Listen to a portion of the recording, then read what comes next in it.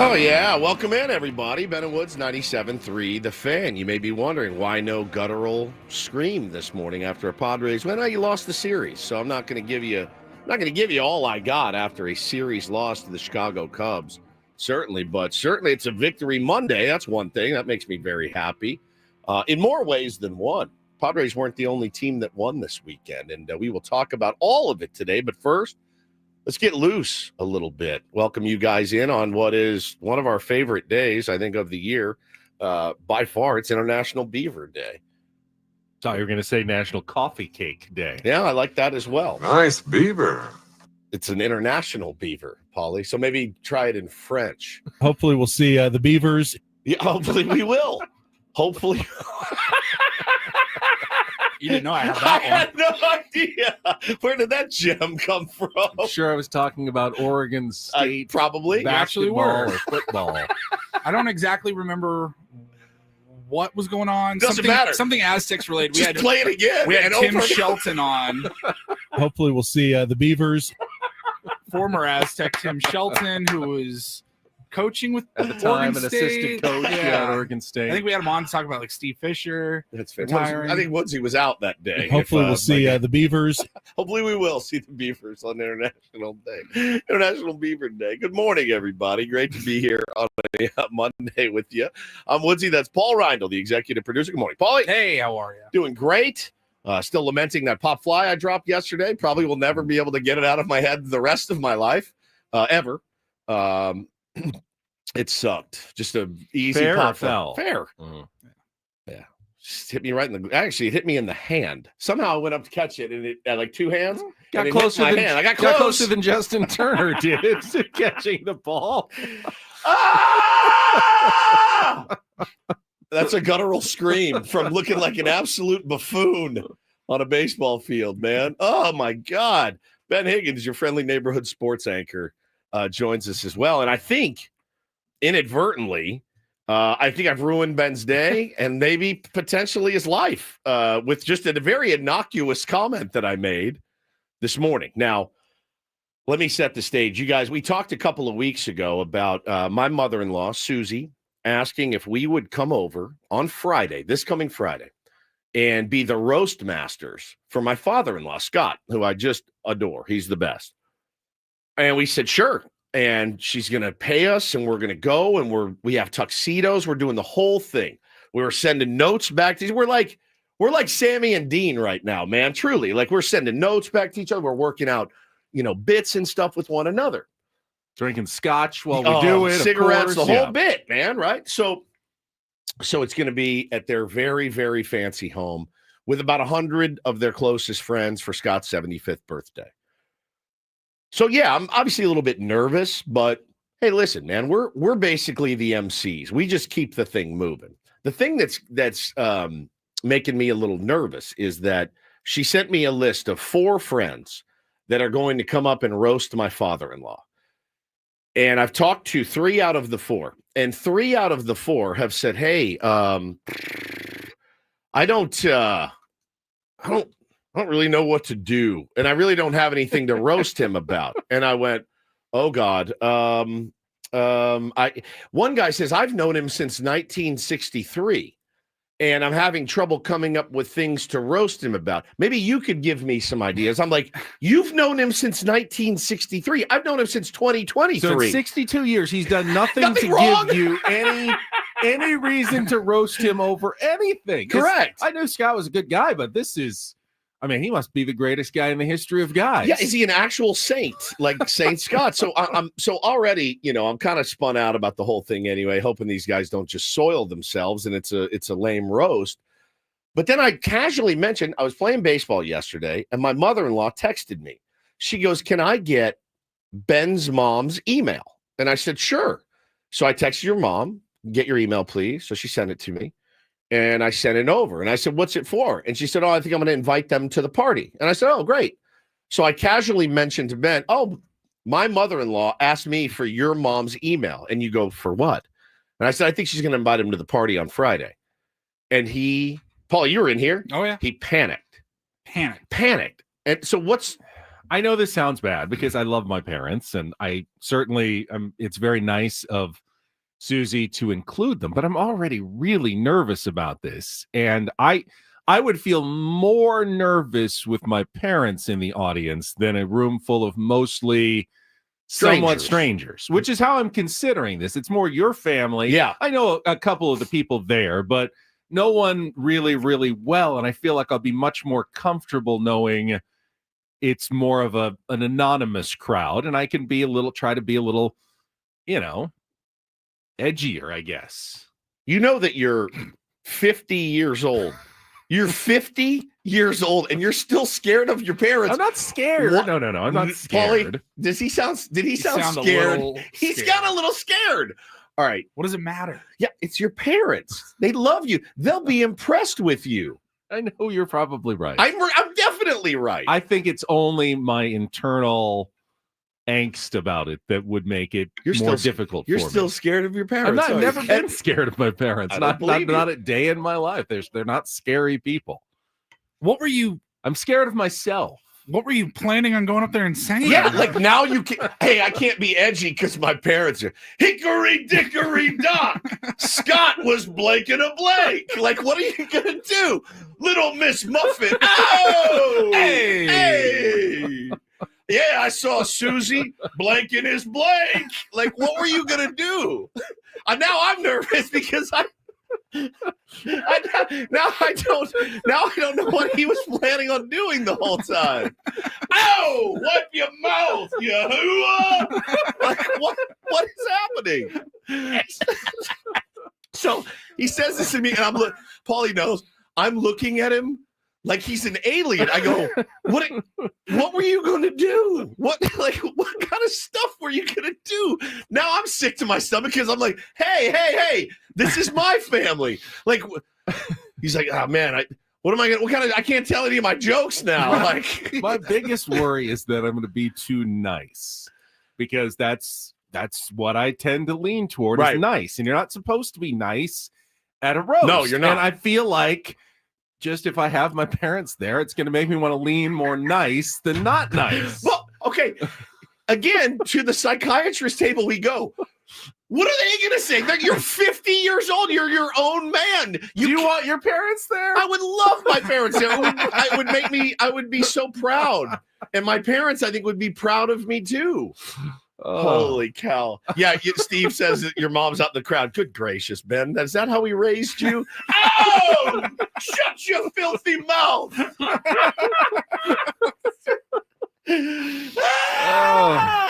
I am absolutely deceased right now. I can't even get my head around it. So, again, as I say, like, back to the psychiatrist's couch. What do you think? Like, they know what a roast is.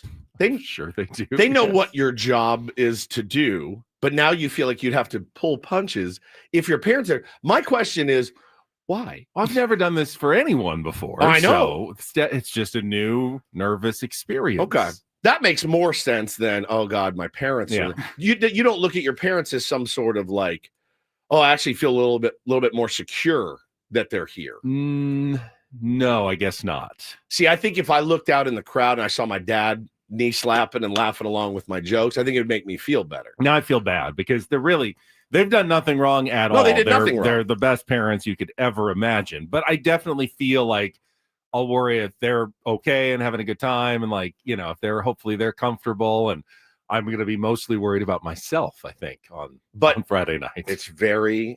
It was very interesting to think like, oh man, I can't be edgy now in front of my parents, but you're a grown man.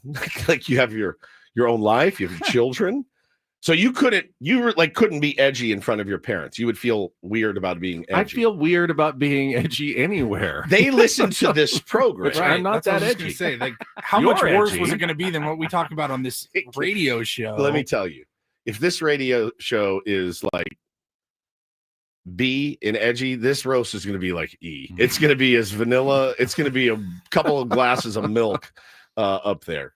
Yeah, I'm just going to make jokes about everybody, and then I'm going to let the chips fall where they may. Listen, there's a lot of people there. I don't want to piss off either, but you're going to have to do it. Well, I think that is also part of my concern as well as yours, is will everyone take this in the spirit in which it's intended? That's always the risk you run. But it sounds like with the guys that are actually roasting him, I don't know that they're going to say a mean thing about So we'll the be guy. the only ones who are saying Correct. mean things about anyone. Correct. And everyone just hates us at the end of the night. I was absolutely crying, thinking about Ben going home, taking all of his notes, and just, well, these are out the window. I guess I can't tell any of my edgy racial jokes that I was going to tell, which made me nervous because I'm like, what kind of stuff was this cat planning that he can't do it? But oh man, that made me laugh so hard. All right, well, I mean, they're going to get an invite. They don't have to accept. They should come and they should have a good time, and I should get over it. It's really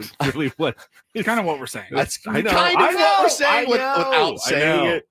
Without know. saying it.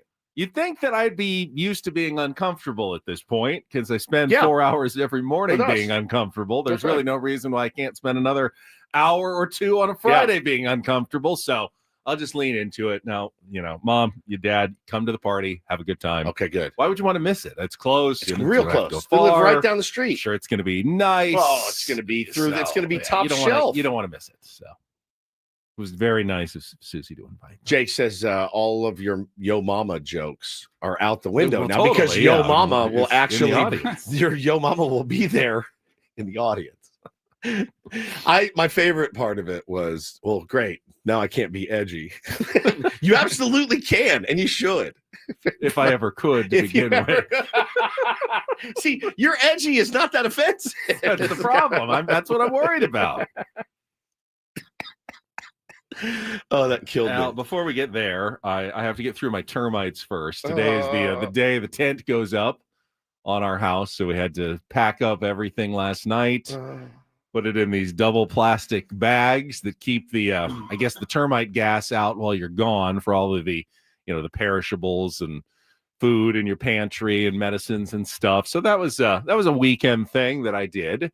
But hopefully it goes well, and then by Wednesday we have no more termites in our house. And yeah, and then do you have to go and open all your windows? I'd go in and open all my windows. I'll do whatever they tell me to do. I mean, I've never heard. Has anyone ever heard? We hear bad news stories about everything and everywhere. People dying from stingrays, and people. Has anyone ever seen on the news? Termite gas poisoning, family perishes sadly. I've never seen that story ever. I feel like they've gotten this lockdown. Like, doesn't mean it you can't go happen in, though. I mean, they clear out the house, and by the time you get back, you're fine.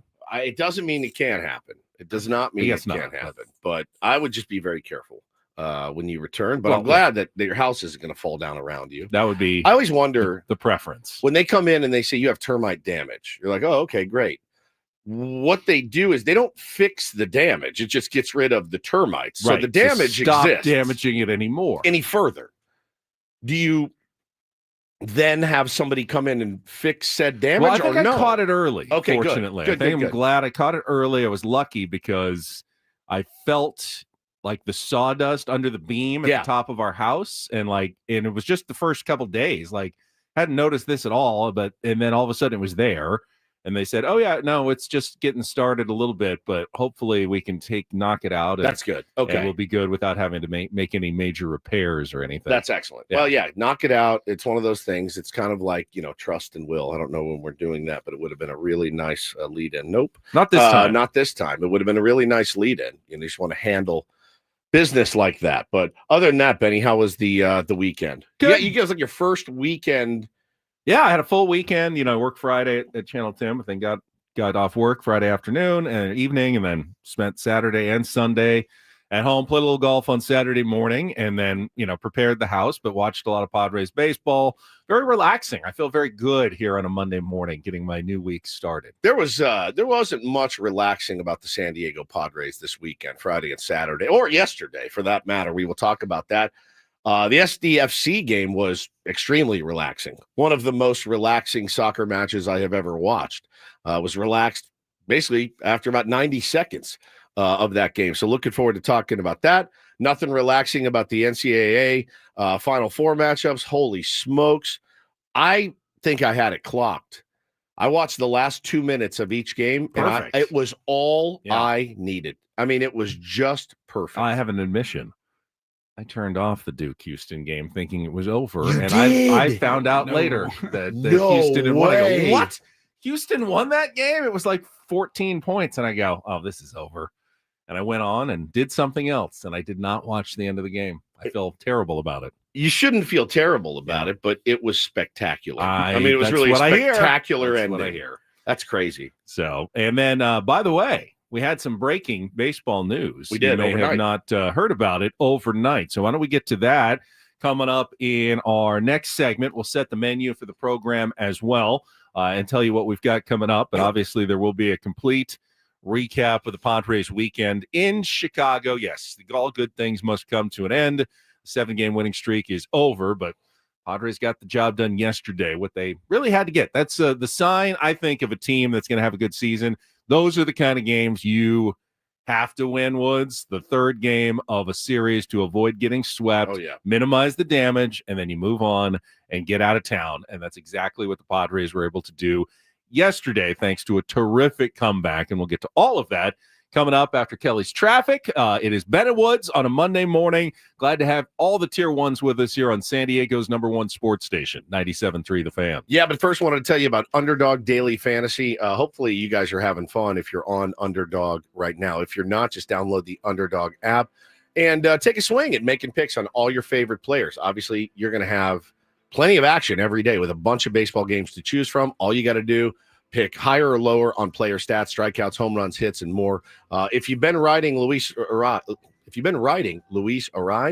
feeling pretty good. He's starting to swing the bat pretty well. So there's a few guys out there that are getting off to really hot starts. And actually, you can look at the guys that aren't off to good starts either.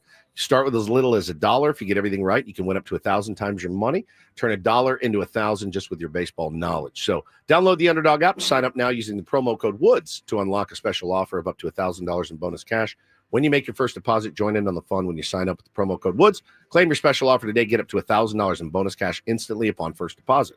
Must be 18 and over, 19 and over in Alabama, Nebraska, 19 and over in Colorado for some games, 21 and over in Massachusetts and Arizona, present in a state where Underdog Fantasy operates. Terms do apply, void in Colorado. Concerned with your play, call 1-800-GAMBLER or visit ncpgambling.org. Arizona, call 1-800-NEXT-STEP or text NEXT STEP to 53342. In New York, call the 24/7 Hope line at 877-8-HOPE-NY or text HOPE-NY 467-369.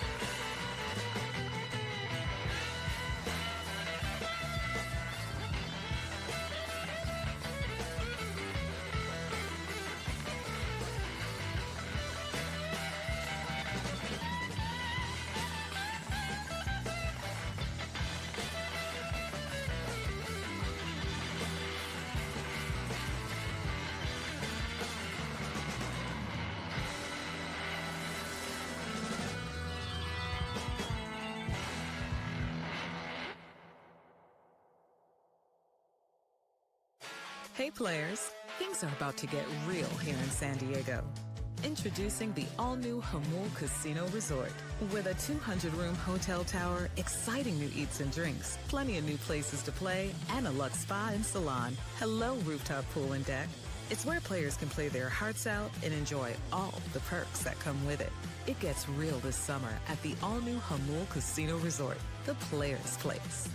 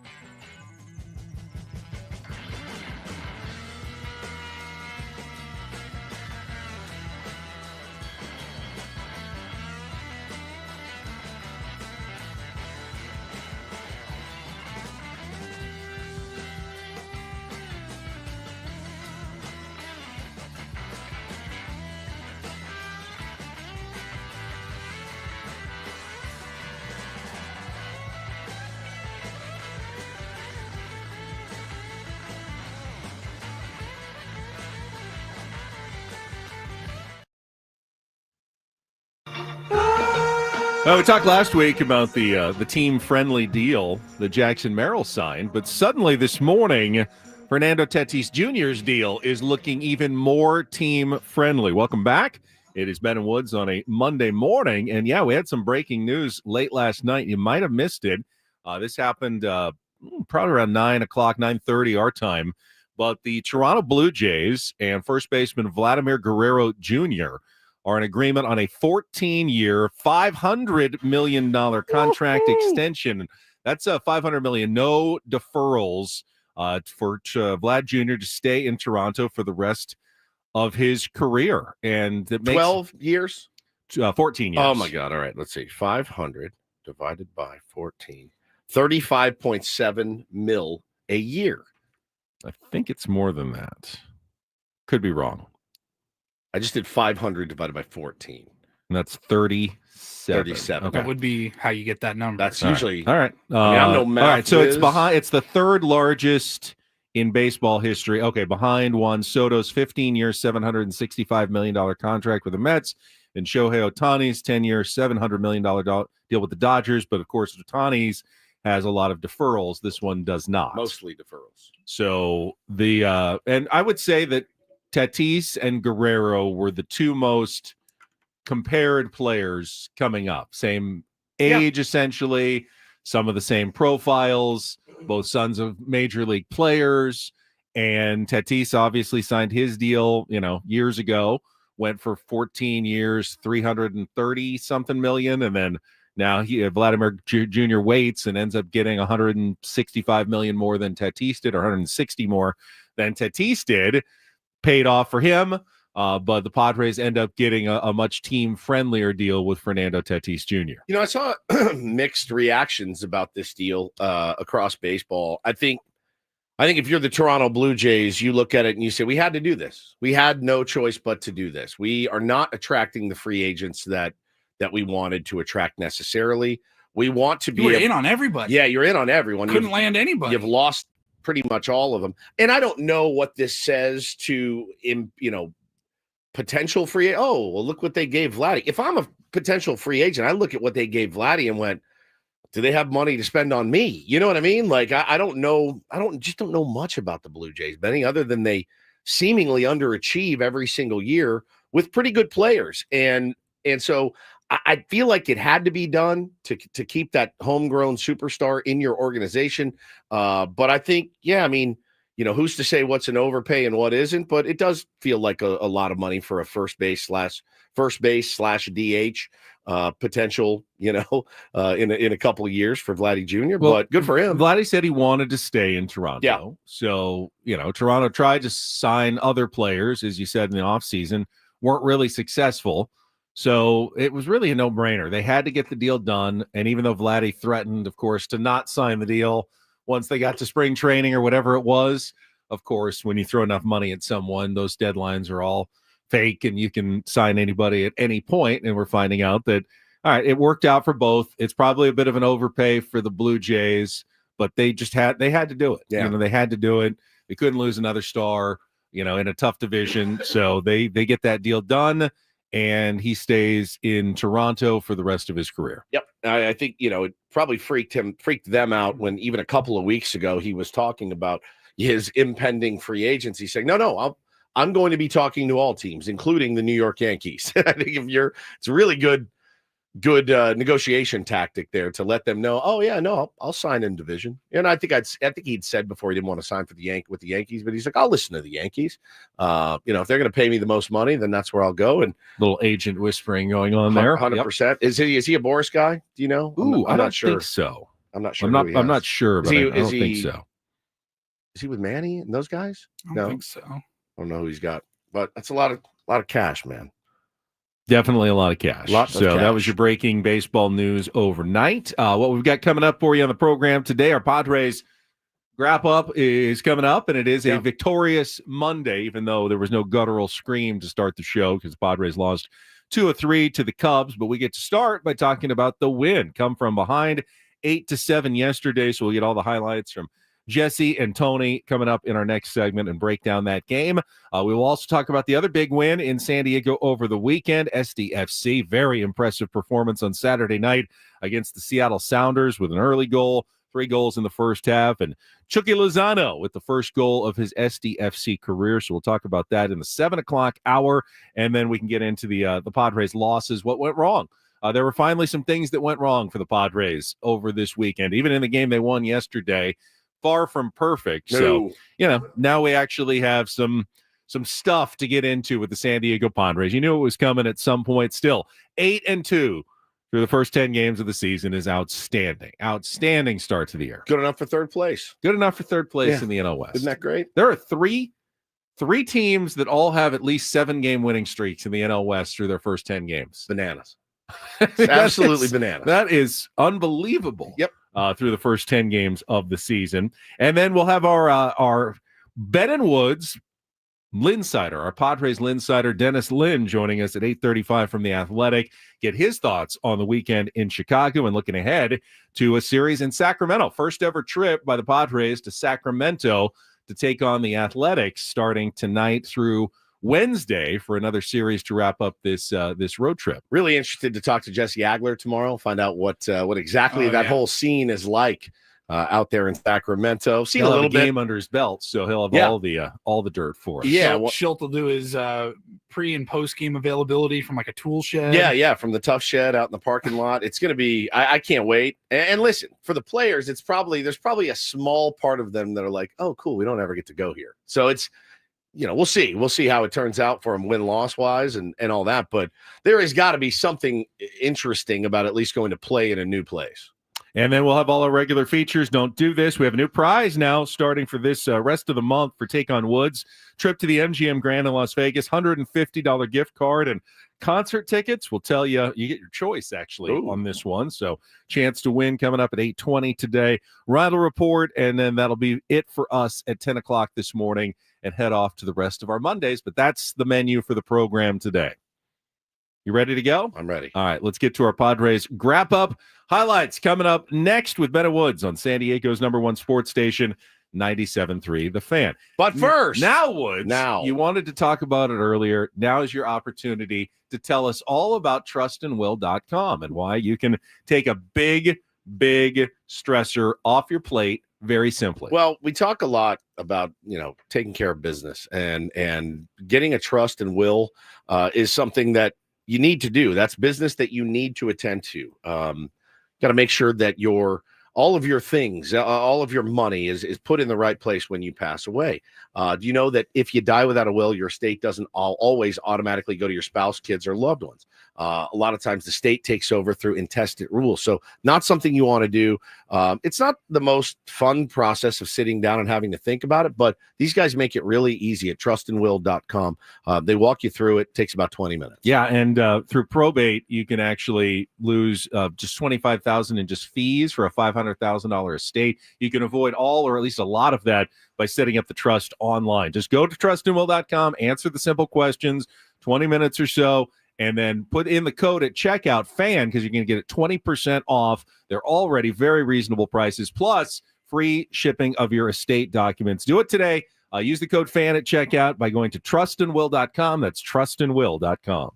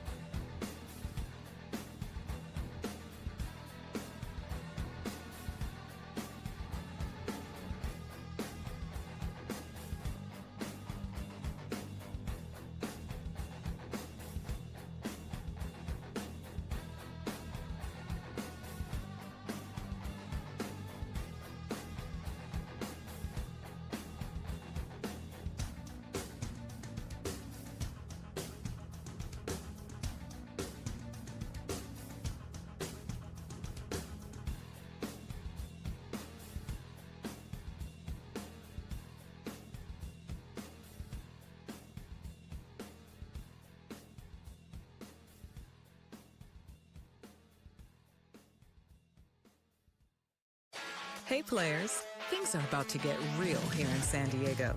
Introducing the all-new Hamul Casino Resort.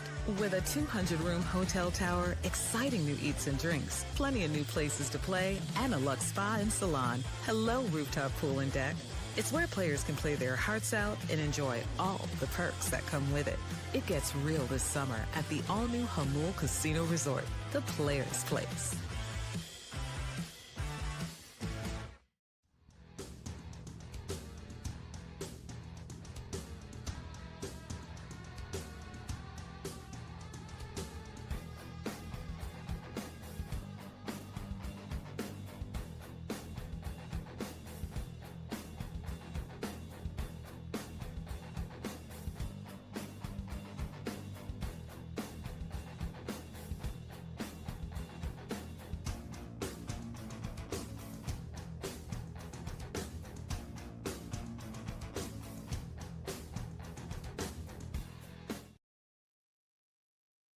Was listening to the beginning of yesterday's game, and then I popped it on television a few minutes later, but Jesse and Tony had both mentioned it looks pretty nice. Like, it looked like a nice day in Chicago. The sun was out. Sun was out, yeah. They said, don't be fooled. This is the coldest day of the three. And the first two were not fun. It was like 42 degrees. It's not baseball weather, Woods. It's not. I mean, it's not, man. It's football weather. You know, and credit the Cubs. They fought through it a little bit better over the weekend than the Padres did. But, you know, I'm not here to make some excuses. But after 8 weeks in Arizona and then a week in San Diego, got to be a shock to the system. And, you know, not that the Cubs had done anything differently, but that was definitely, I think, part of the factor, especially for the pitchers and the lack of command. Because it wasn't just Kyle Hart yesterday. We saw it all weekend long. I think Padres pitchers walked 22 batters. That's tough, man. That's not Schilt ball at all. No, it's not Ruben ball either. But I get the sense that a lack of feeling in the fingers, a lack of grip on the baseball, it gets a lot harder to grip those balls the colder it gets, contributed somewhat heavily to the Padres pitching woes over the weekend. And the Cubs had some woes as well. The Padres just didn't take advantage because they didn't get hits with runners in scoring position, but they walked plenty too. Just didn't happen to get the timely hits that the Cubs were able to get in the first couple of games and the start of yesterday's game. So I think that's kind of where I just wanted to start as we look back at that weekend. It was a very cold, very unusual weekend for baseball in Chicago. Yeah, it wasn't great, man. The weather was the weather is the weather. It's one of those things. Both teams have to play in it, though, right? And certainly one team is probably a little bit more accustomed. Not this season, though. No, that's their first time back. I think they didn't look any more accustomed than the Padres. Yeah. They just took advantage of all of the opportunities that both teams had because of the shoddy pitching and control. The Cubs took a little bit better advantage of it over the 3 games. And obviously so important to get that game yesterday, to salvage, you don't want to get swept in Chicago. You don't want to get swept by anybody if you can avoid it, obviously. But yeah, man, we had it on in the dugout yesterday, and you're really encouraged. You're like, man, we just took a 3-0 lead. We had to do basically nothing. I mean, I don't want to tell Jake Cronenworth he had to do nothing to get that RBI because he did wear 94 to the kidneys, essentially. The sound when it hit him is, I mean, it's gnarly, but they're walking in runs, and you're feeling pretty good about it. To go right back out and give up, 5 in the very next half inning. They said the first inning, Ben, took 46 minutes to get through. Yeah, I was watching it, and it walks galore. Just a weird start to the game. I give them so much credit for finding a way to keep the Cubs. After the Cubs scored, what'd they score? 5. Yeah. To keep them there, essentially, the rest of the game was spectacular. Well, we will get to all of the highlights with Jesse and Tony after a check of traffic here on 97.3 The Fan. From the 855 Get Ross Traffic Center, protecting San Diego after accidents or injury, here's Kelly Danick. Traffic is sponsored by your local San Diego County, the UPS stores. A couple problems on northbound 15 in the North County, guys. One of them is reports of a tire in middle lanes, north 15 before Carmel Mountain, and further north on the 15 just before the 78 crash involving a couple vehicles. That is over to the right shoulder. Your local San Diego County, the UPS store locations are hosting a shred event from April 7th through April 15th. 50% off shredding services. Visit theupsstore.com for the location nearest you. See store for details. And Kelly Danick with Ben and Woods, San Diego's #1 sports station, 97.3 The Fan. I love winning, man. I love winning. You hear what I'm saying? It's like better than losing. Miss any of the Padres win yesterday? Ben and Woods didn't. Yeah, absolutely. We've got you covered with all of the highlights. Oh, yes. It's the Padres Wrap-Up. Brought to you by Hamul Casino Resort. Things are about to get real with the all-new Hamul Casino Resort. With gorgeous rooms and exciting new eats and drinks. It gets real this summer at Hamul Casino Resort, the player's place. I want to go fast, but I want to go slow, and I want to go deep. 2-1, hit him! And Cronenworth takes a 94-mile-an-hour fastball right on the hip, it looked like. A painful way to drive in a run, but the Padres will take a 1-0 lead here in the first inning, and Cronenworth down on one knee, using the bat to kind of hold himself up in the left-handed batter's box. 1-0. Bogart swings, chops it over the mound. Brown to his left has it. Jump throw to first, no chance. An infield single for Xander Bogaerts.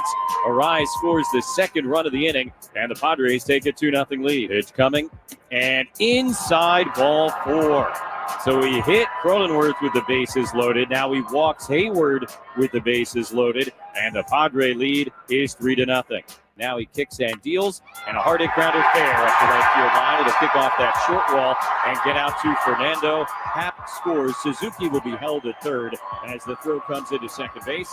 It's an RBI single for Kyle Tucker, and the Cubs are on the board. It's 3-1. Hart comes home. The 0-1 to Turner. Swung on, hit in the air to right field. Fernando over towards the line. On the move, he makes the catch. Gonna fire towards home. Arise cuts it off. Plenty deep to get Suzuki home from third base. A sac fly for Justin Turner. And now a 3-2 game here in the first.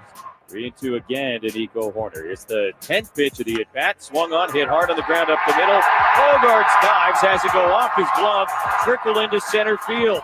Tucker going to come in from second to score the tying run, and it's 3-3 here in the bottom of the first.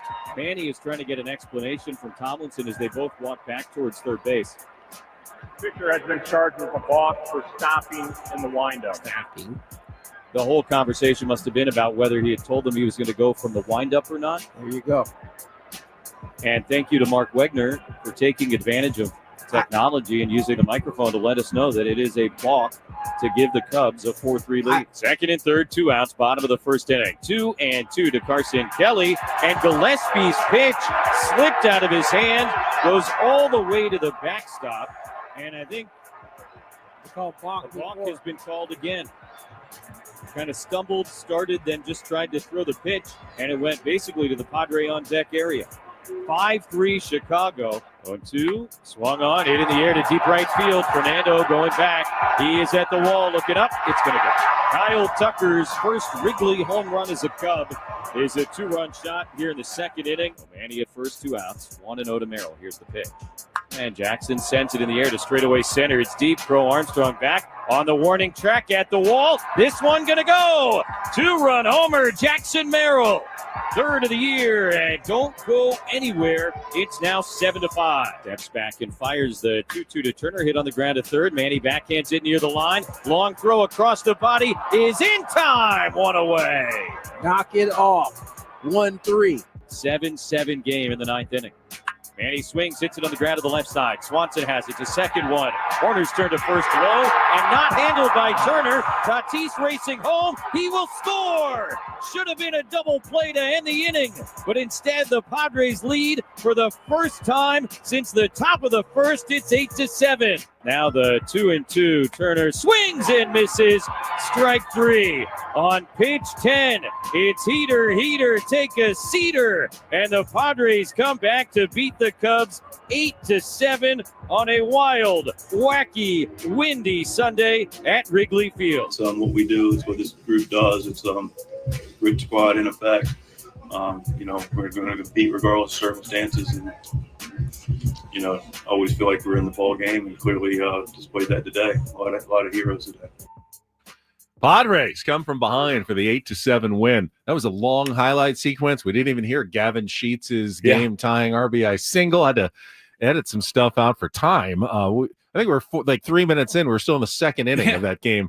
yesterday. But Padres come back and win that one 8-7. And I don't think you heard one good highlight from Logan Gillespie, but they don't win that game without 4 innings pitched in relief of Kyle Hart, who didn't make it through the first, even though he gave up the 2 balks and the 2-run homer to Kyle Tucker. Still, to get them to the back end of the bullpen was an absolutely critical part of that win yesterday, Woods. Yeah, credit to the entire lineup too for not giving up and going up and working good ABs like Tatis did, like Manny did, like of course Jackson Merrill in a swirling sea of wind, hitting a ball out to dead center field it's just really impressive. And then of course, getting it done when it needed to get done late in the game and being able to salvage a game was just so important for this team. And yeah, like you said, man, that's why stacking those wins early felt pretty good, didn't it? 7 straight wins to start the season. You have really what was a terrible 3-game series. Terrible. It was a horrible 3-game series in Chicago, your win notwithstanding. And you look up and you go, oh, we're still 6 games above 500. That's pretty good going into Sacramento right now. So just so many different, like Schulte said, so many different heroes yesterday. Luis Ariz with a monster day.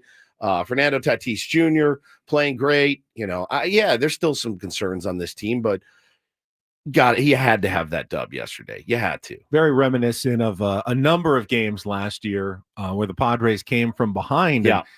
It really is. I think it's the bullpen that gives me confidence. My mom texted me. It was 7-3, and she goes, "This has been a wild one so far." Yeah. And I said, I actually texted her back, and they were down by 4, and I go, if Gillespie can keep it at 7 for just another inning or two, and I knew the Padres had all of their back end guys rested because none of them pitched in the first 2 games. I said, I think they'll come back and win this game. I'm pretty sure, as long as they can just get another inning or 2 out of Gillespie, and he did. So I was like, okay, I'm on the line here. I said they'd come back and win, and they did it just like I thought they would. They got great relief from Morejon. They got Estrada, Adam, and then Suarez, who I think 1 hit, 4 1/3 innings, 7 strikeouts. And they had enough opportunities. They didn't even cash in on all of them. You had Jackson Merrill got thrown out of the plate on the contact play, which is, by the way, still the right play. I know people get so frustrated, but hard, they had to make the perfect scoop at first and a really good throw to get him just barely at home. You're right. We've had a couple of guys thrown out on the contact play this year. 3 or 4 that come to mind. Is it one of those things in baseball that we just accept is the right play? I think so. So here's what always happened. Now, in adult league, yes, go on contact. The chances of them making a perfect throw are about 3 in 10. I'll take my chances with 700, that they're not going to. In the big leagues, it's about 9 out of 10, 8 out of 10. It depends on who the runner is, but with a speedy guy like Jackson Merrill. So I've seen Merrill, Tatis. Yeah, I've seen all these guys get hosed. Schilt ball is putting the pressure on the other team to make the play. It is. I'm not saying you're wrong. And over the weekend, the Cubs made a lot more plays than either of the Padres' first 2 opponents. Did not make those plays. And the Cubs did, which is why they were able to win a couple of those games. And like KG says, the Cubs aren't a bad team, though. I don't think you do the contact play only against bad teams. You certainly do, but it's not only against them. I hate it. I for one, loathe the contact play. I just don't know what the alternative is. Hey, hit it to the outfield. Give me something in the air in the outfield where I got a much better chance. I know it's easier said than done. It just seems like such an easy out, doesn't it? It's just always, you're like, you got him by 12 feet, it's just, what's the alternative though? It's just one of those things in baseball. You're like, oh, it's the right call. You're standing there and there's 2 outs and then you need a hit. And then you need a knock from the next guy. Exactly. Well, the Padres ended up getting one actually from the next guy, which is always frustrating, but I still think it's generally the right play to force the defense to make a really good play. And it was a really good scoop and quick throw home. That was a little high, but in the right place that they got Jackson. On the replay, they got him by a fraction of an inch there. They got him, but it was very close. And anything goes, a little bit wrong, and the Padres score that play and have a runner on first, and it turns what would have been a ground ball out into a single as well. So you get some big innings that way by just keeping the line going. So I didn't mind the play, even though it didn't work. Padres got a clutch hit from Gavin Sheets and then took advantage, like they did in the first homestand, of a huge mistake. Justin Turner ended up being charged with the error on what should have been an inning-ending double play grounder by Manny, but he just did not catch it. A low ball got past him. You heard the highlight as Fernando Tatis Jr. came around to score what turned out to be the winning run as the Padres salvaged the last game of the 3-game series in Chicago. So I'd like to come up with something this year. If you guys have any ideas in the chat, or you guys either, there's usually someone on the chopping block, and this is not a shot at Padres fans at all. This is how every fan base operates, every fan base. So I'm looking at the Dodgers right now, who are off to a really good start. The guy on their chopping block is Andy Pages. I mean, the fans are going nuts.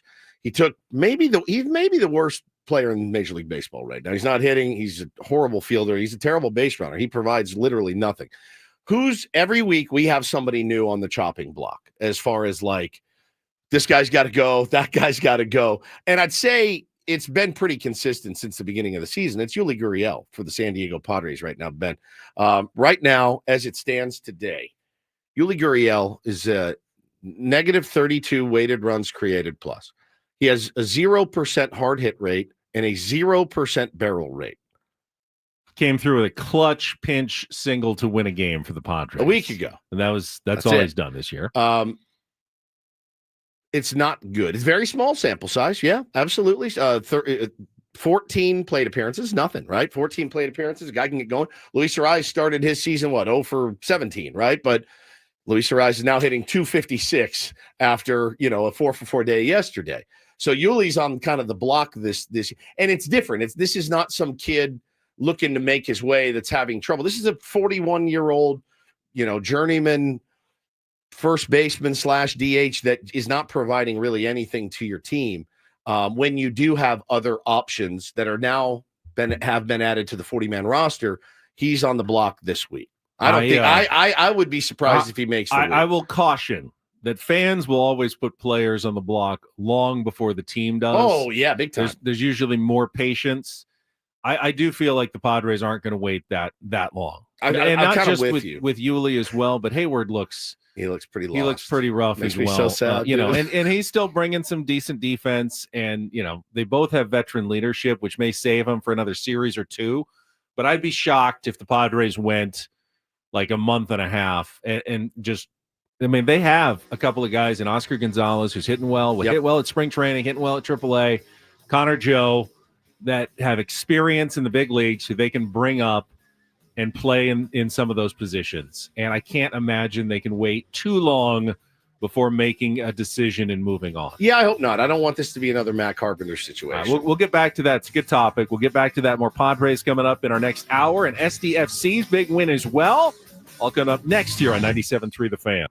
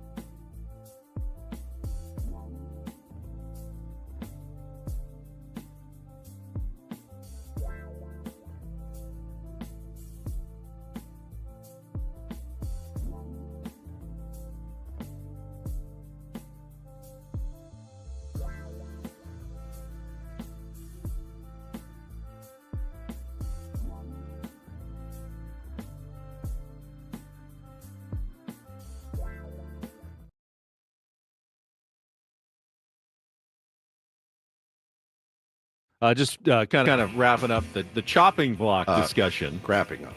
We're grapping up the chopping block discussion. Brandon mentioned Omar Cruz was evidently on the chopping block. That's different.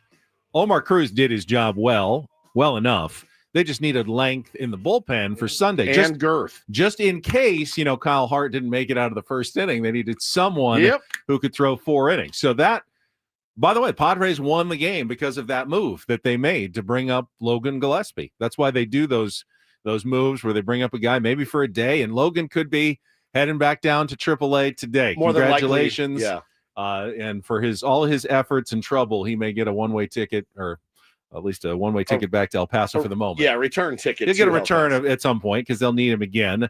I don't think you can bring, unless you put someone on the injured list, you can't bring Omar Cruz back for another couple of weeks. Right. I don't know who else they have, but that was not a chopping block situation. That was a arms available in the bullpen situation. Yes, 100%.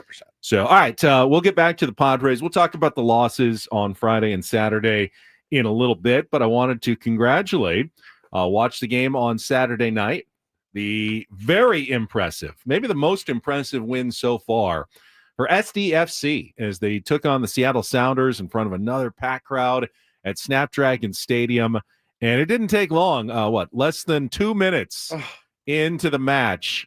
The SDFC took the lead with the first goal and never looked back, scored twice more at the end of the first half, and went on to a 3-0 win, Woods. This is, I think we were talking about before the show, this is the most entertaining soccer team we've ever watched. Dude. And I get it. That's a small sample size for us, but it's fun. They're fun to watch. We were finishing up a family movie, and it dragged on to about 7:33. And then I was, had to pull up the MLS on my Apple TV and get all signed in and everything. Game pops on the screen, and I go, what? 1-0. Just like that. I actually missed it too. It was like a couple minutes in. It was, and Yepi Tverskov had already scored in the second minute to give him a 1-0 lead, 1-0 lead. Hey, man, the next thing you know, these guys are banging 2 more goals in the first half. And I'll tell you, it was the equivalent to me of having watched this team a little bit this year, Ben. It was the equivalent to me of the Padres being up 14-1 in the fourth, to where it's like, yeah, I'm going to watch. I'm going to see what my guys can do. But it's going to be on in the background. If I've got clothes to fold, if I've got, work to do, I felt so at ease with a 3-0 lead, the way that this team has played, the way that our keeper has played. I mean, he made some outstanding CJ saves. Dos Santos has been another clean sheet, has been really good so far, considering he was an expansion draft pickup and was a backup in Miami, I believe, when they picked him up. And okay, he's been a solid starter in net. I mean, how do you top this start for SDFC? So that's been 14 points in their first 7 matches so far. They haven't really played much until yesterday with Chucky, until Saturday with Chucky, who finally had he subbed out in the second half, but played most of the game, scored his first goal in stoppage time of the first half, and throw in Dreyer, who's been a really good pickup as their other designated player that they have right now. He set up the Godoy goal, which was a really nice one. Just quick shot past the keeper that made it 2-0 late in the first half. Really solid play from SDFC. They have been really shocking a lot of those commentators. Every time I hear, the MLS commentators going, we didn't see this coming. We thought this would be kind of a bottom of the table, tough expansion year, first year for SDFC, kind of building, but it was going to take a while. No one in that league anticipated this team could get off to such a fast start right out of the gate. They're so friggin' exciting to watch. So entertaining and exciting. And again, you look at that game, Ben, and you go, all right, yeah, we won 3-0. What should it have been? About 5-0? 5-6-0. I mean, the opportunities that they had, Chucky had one that I know he's probably seeing in his sleep, chance for another goal that game.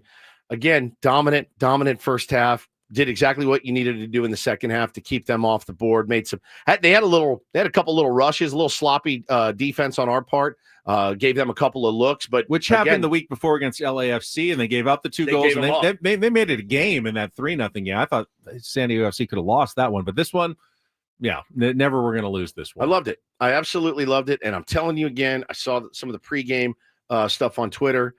It's one of the most electric atmospheres I've ever seen. And so both kids, dad, when are we going to the game, Dad? And now it's like, I don't want to go to a day game. I want to go to a night game because I want to be there for all the electricity of a night game. And also 7:30 to us on a Saturday is basically midnight.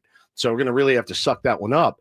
But it just looks incredible. I'm so happy that these guys have landed with a purpose and a vengeance to go out and be a really good team. It's been so much fun. So SDFC will be back out on the road this Saturday. They play at the Colorado Rapids at 6:30. And you know what that means, Woods? Altitude, which they lost. Didn't they lose their first game at altitude in Salt Lake City as well? So they'll have to deal with the altitude on Saturday at the Colorado Rapids. Now, they're in, I'd say they're probably slightly better shape than I am. Slightly. You know, walking we up. should put you in one of those bras that tracks your movement like they have with all the steps and, miles per hour that they're running. I have this watch. It does some of that.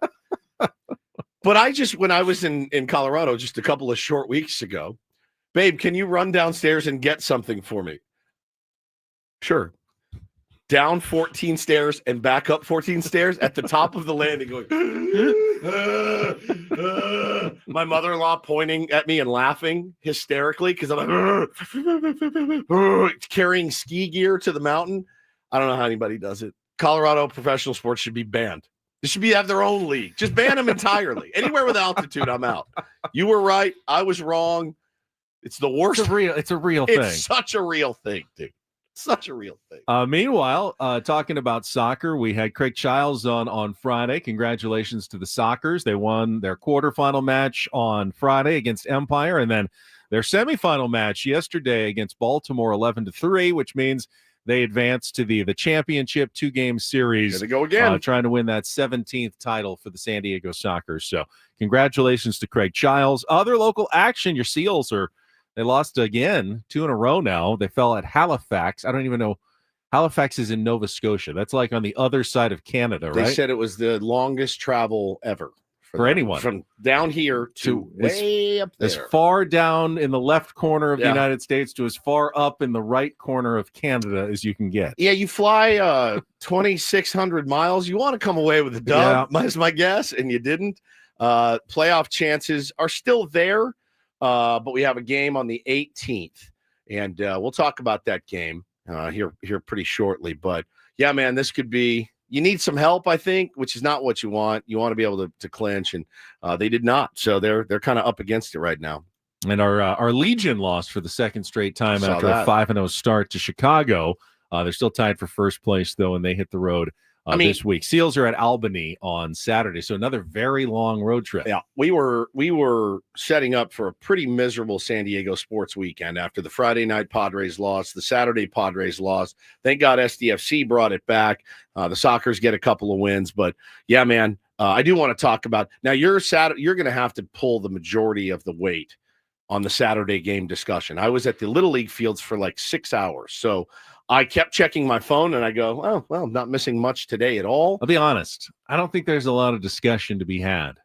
It was crap about Saturday's game. That was the Pavetta game, yeah? Yeah. That was freezing cold, terrible first inning again. Did not look good. He actually got out of the first inning. It was the second inning where he ended up giving up 2 and walking in a run again. I mean, it was the same theme all 3 games. Yeah. The starting pitchers just weren't the same as they were in San Diego. Level of concern the first time through the rotation, pretty good. Actually, your 2 best pitchers probably give you your worst outings. Second time through the rotation, your aces have pitched really, really well, and then it started to taper off a little bit with Vasquez and Pavetta, and of course Kyle. I'm not going to get concerned until I see it happen in non-40-degree weather. Cool, that's fine. Honestly, I'm not. The pitchers are not going to concern me until they keep doing this, and walking a bunch of guys. And at that point, that is a huge concern. It's not Schilt ball is walking 22 batters in a 3-game series. But I have to imagine that,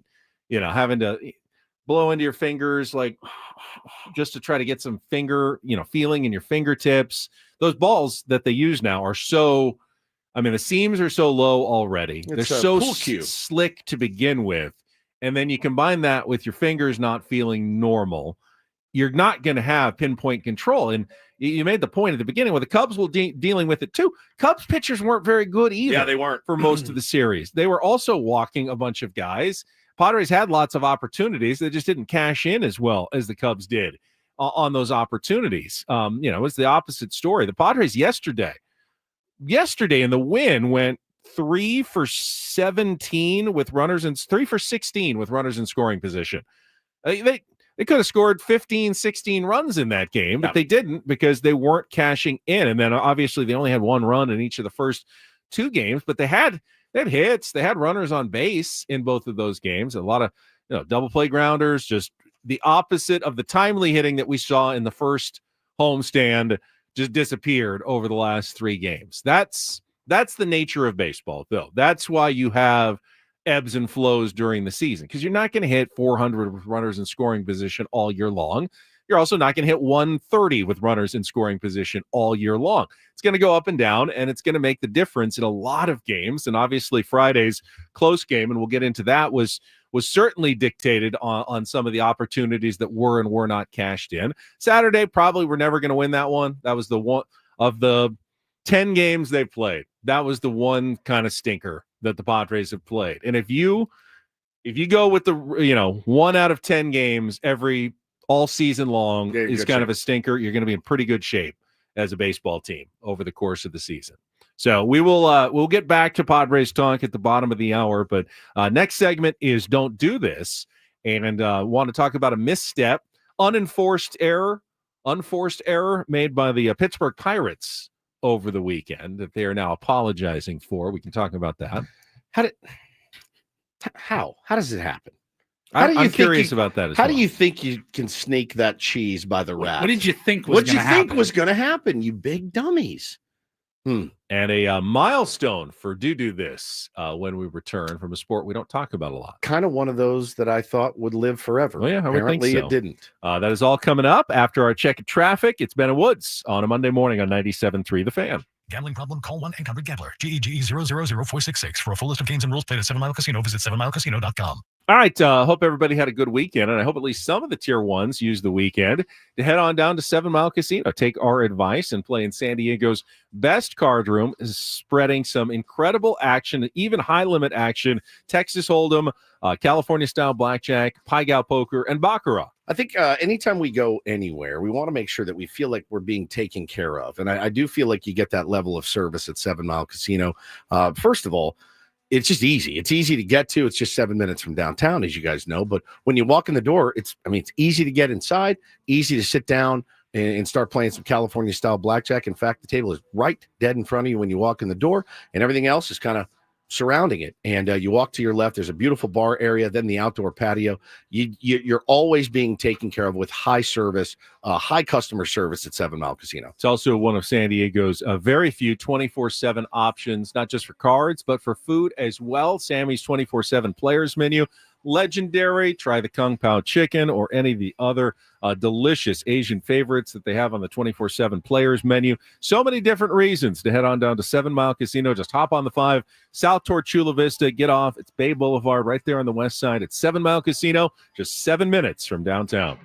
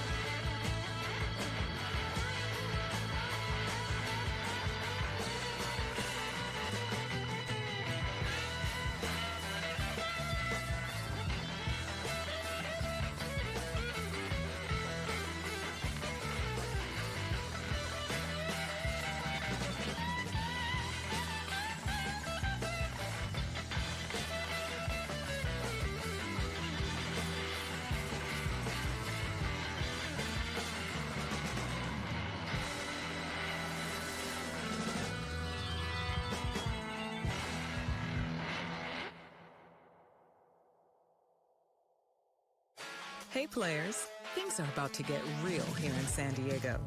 Introducing the all-new Hamul Casino Resort. With a 200-room hotel tower, exciting new eats and drinks, plenty of new places to play, and a luxe spa and salon. Hello, rooftop pool and deck.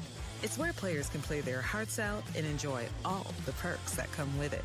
It gets real this summer at the all-new Hamul Casino Resort, the players' place.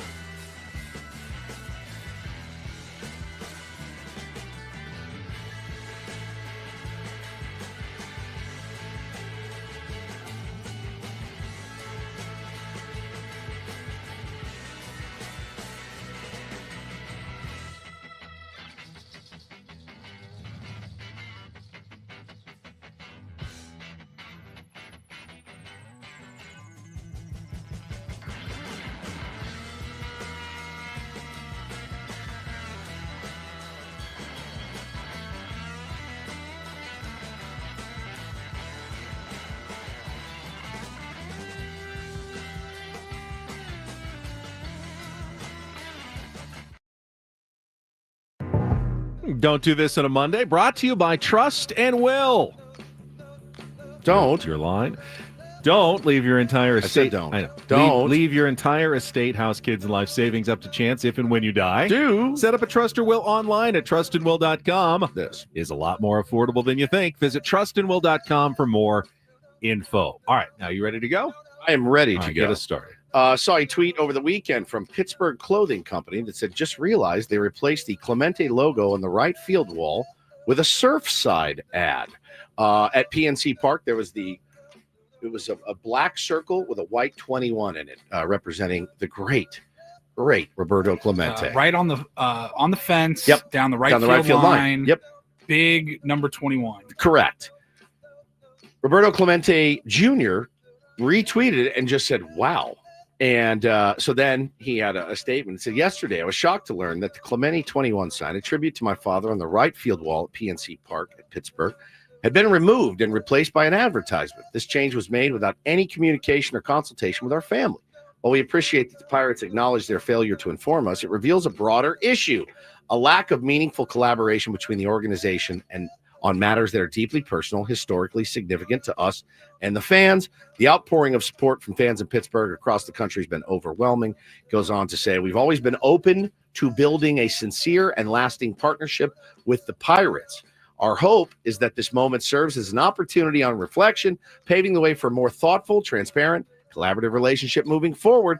I intend to reach out to the Pirates directly to explore this further. So why doesn't the Clemente family appreciate a good vodka seltzer canned cocktail? Is that from what Surfside? it was? That's what Surfside Yeah, is. like hard lemonades and hard Arnold Palmers with iced teas. I mean, that is a fitting tribute, I think. Maybe to put the legendary Roberto Yeah, exactly. Clemente. Yeah, maybe slap it right next to the 21, the circle with 21 in it. And the Pirates came back with a statement from Travis Williams. He's the president of the Pirates. He said, we did not intend to disrespect the legacy of Roberto Clemente.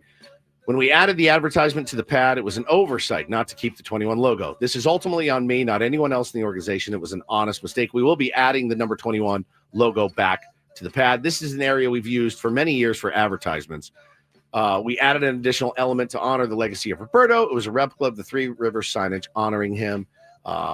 He says, look, we want to make sure the Clemente family understands we intended no disrespect. We look forward to continuing our relationship with the Clemente family. Apologize to them and our fans.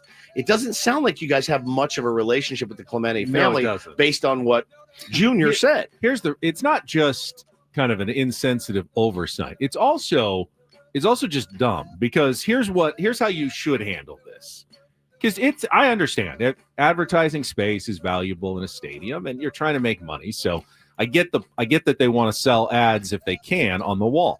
What you do if you want to do that is you have a big ceremony and say, we want to put Roberto Clemente's number in a new, even more prominent space. Yep. And we invite his family and we do a big event.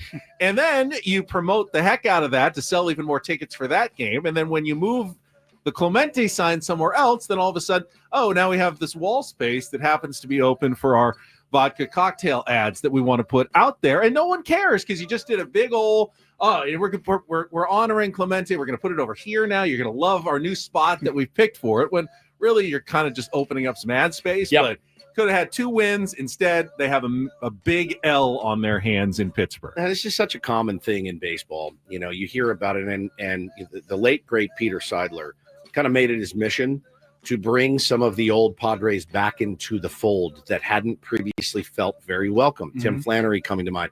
Jake Peavy, another one, right? Yep. So important to do. Honoring your team's history. I understand that you turn the page and it's a new era and all that, but to not honor some of the guys that gave, everything they had to this organization for a long time, it's a tough look for teams. And especially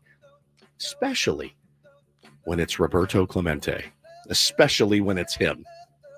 Pirates It'd be did like them moving a Tony Gwynn statue or a Tony Gwynn and then putting an advertisement homage and putting, Spiro's Mediterranean Grill or something. Yeah. So Pirates did get a walk-off win in 11 innings over the Yankees yesterday on a Tommy Pham coming through base hit. But before you miss Tommy Pham too much, he's now hitting 100 with a 133 slugging percentage after his walk-off hit for the Pirates. Better than Yuli. That is true. Yeah. All right. Story number 2, and this is just kind of funny. So the Colorado Rockies were ready to call up one of their young rookie prospect pitchers, Chase Dollander, but they wanted to do the whole surprise, let him know in Albuquerque that he was going to get called up to the big league. So you set up the secret camera and you call him in for the meeting. I saw it on my Instagram feed the other night. And they did it. They did it. But it's always great. Little did everybody know that Dollander already was almost certain that he was getting the call as he went into that meeting because of a text they had just received. Yeah, they did the whole, bring your scouting report for the next game, the minor league game. And he's like, okay, yeah, I'm charting everybody. Yeah. And actually, I don't think you're going to need those because you're not going to be facing those guys. But he had already known it. I'll let him tell the story because he told reporters about it once he got the call up to the big league.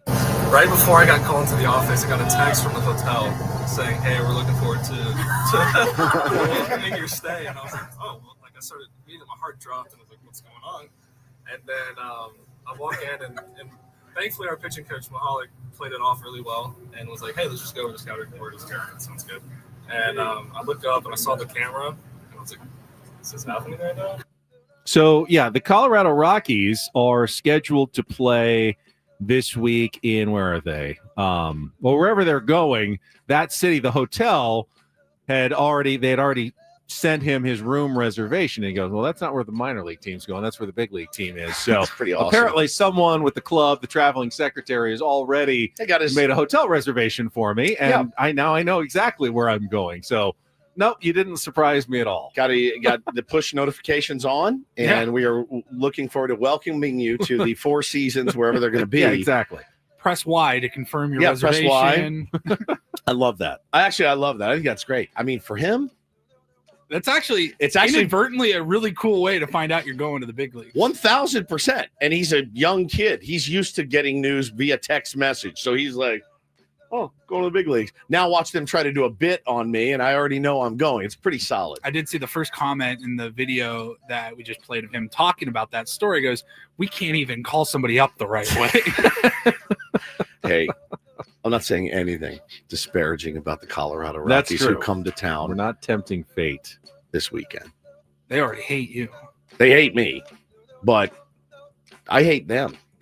Because they own us. So this is like probably the biggest series of the year coming up this weekend. Oh yeah, we've said it all along. Not to oversell You have to beat the Rockies. You have to. I mean, there's no two ways about it, Benny. And finally, for do this, DD Mega Doo-Doo. Talk a lot in sports radio and sports fandom about the unbreakable records. And when I was a kid, I think all of us kind of thought, oh, Wayne Gretzky, the great one. Nobody's ever going to score more goals than Wayne Gretzky until Alex Ovechkin came along and started scoring goals at a prodigious rate. And you start to map it out, 10 years ago. Well, if he keeps up this pace, he could do it, blah, blah, blah.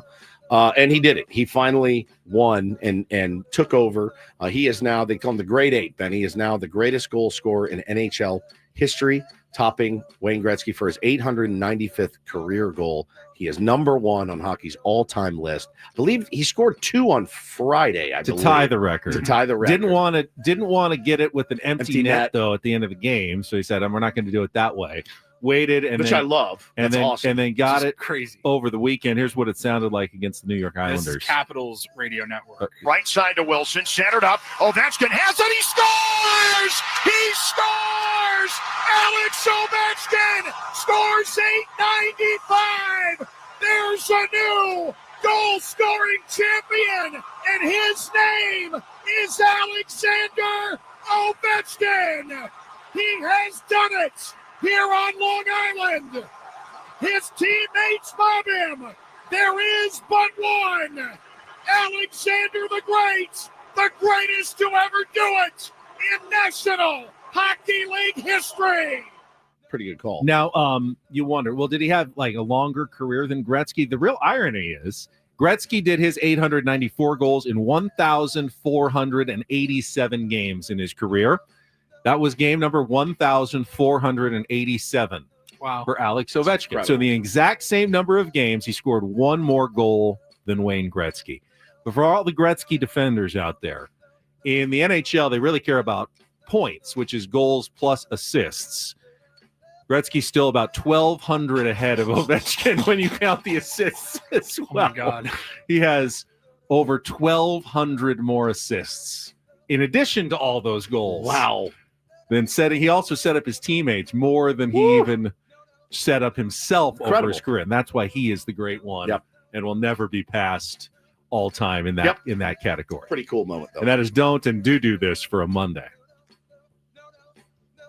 That was Don't Do This with Ben and Woods on 97.3 The Fan. All right, we'll come back. Padres suffered their first 2 losses of the season on Friday and Saturday. What went wrong in those games? We'll talk more about the 2 games against the Cubs next year with Ben and Woods on 97.3 The Fan. Quickly, though, wanted to tell you on this fine Monday morning, if you woke up this morning in pain with pain in your joints, your knees, your hips, your shoulder, your back, your wrists, whatever it may be, got to call QC Kinetics today. They can get you back to doing the stuff that you love sooner than later. Did about 5 treatments on my wrists, and they are now stronger than they've ever been, really stronger than they were before. It's truly crazy. The medical pros at QC Kinetics right here in San Diego, they are on the case, focused to finally get you the relief that you need. If you've got that debilitating joint pain, give them a call today. Get your life back. 619-614-PAIN is their number. Now is the best time to get started. They will give you a free consultation when you call. See if you're a good fit for what it is that they do.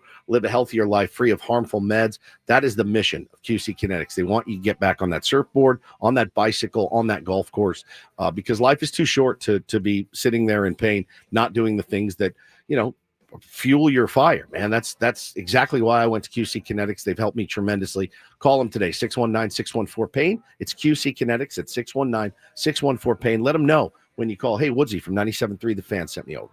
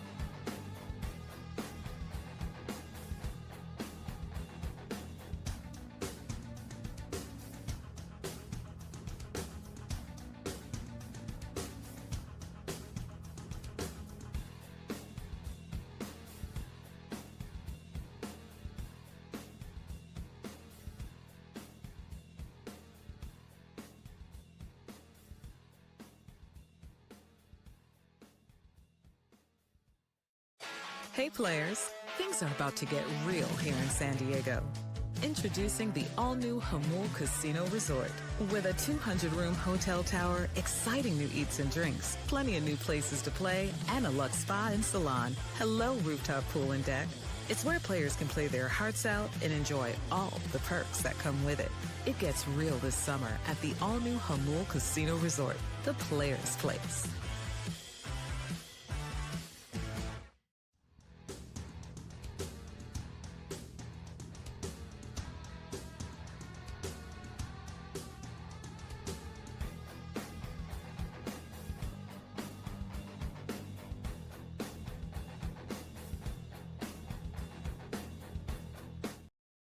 Who do I like this week?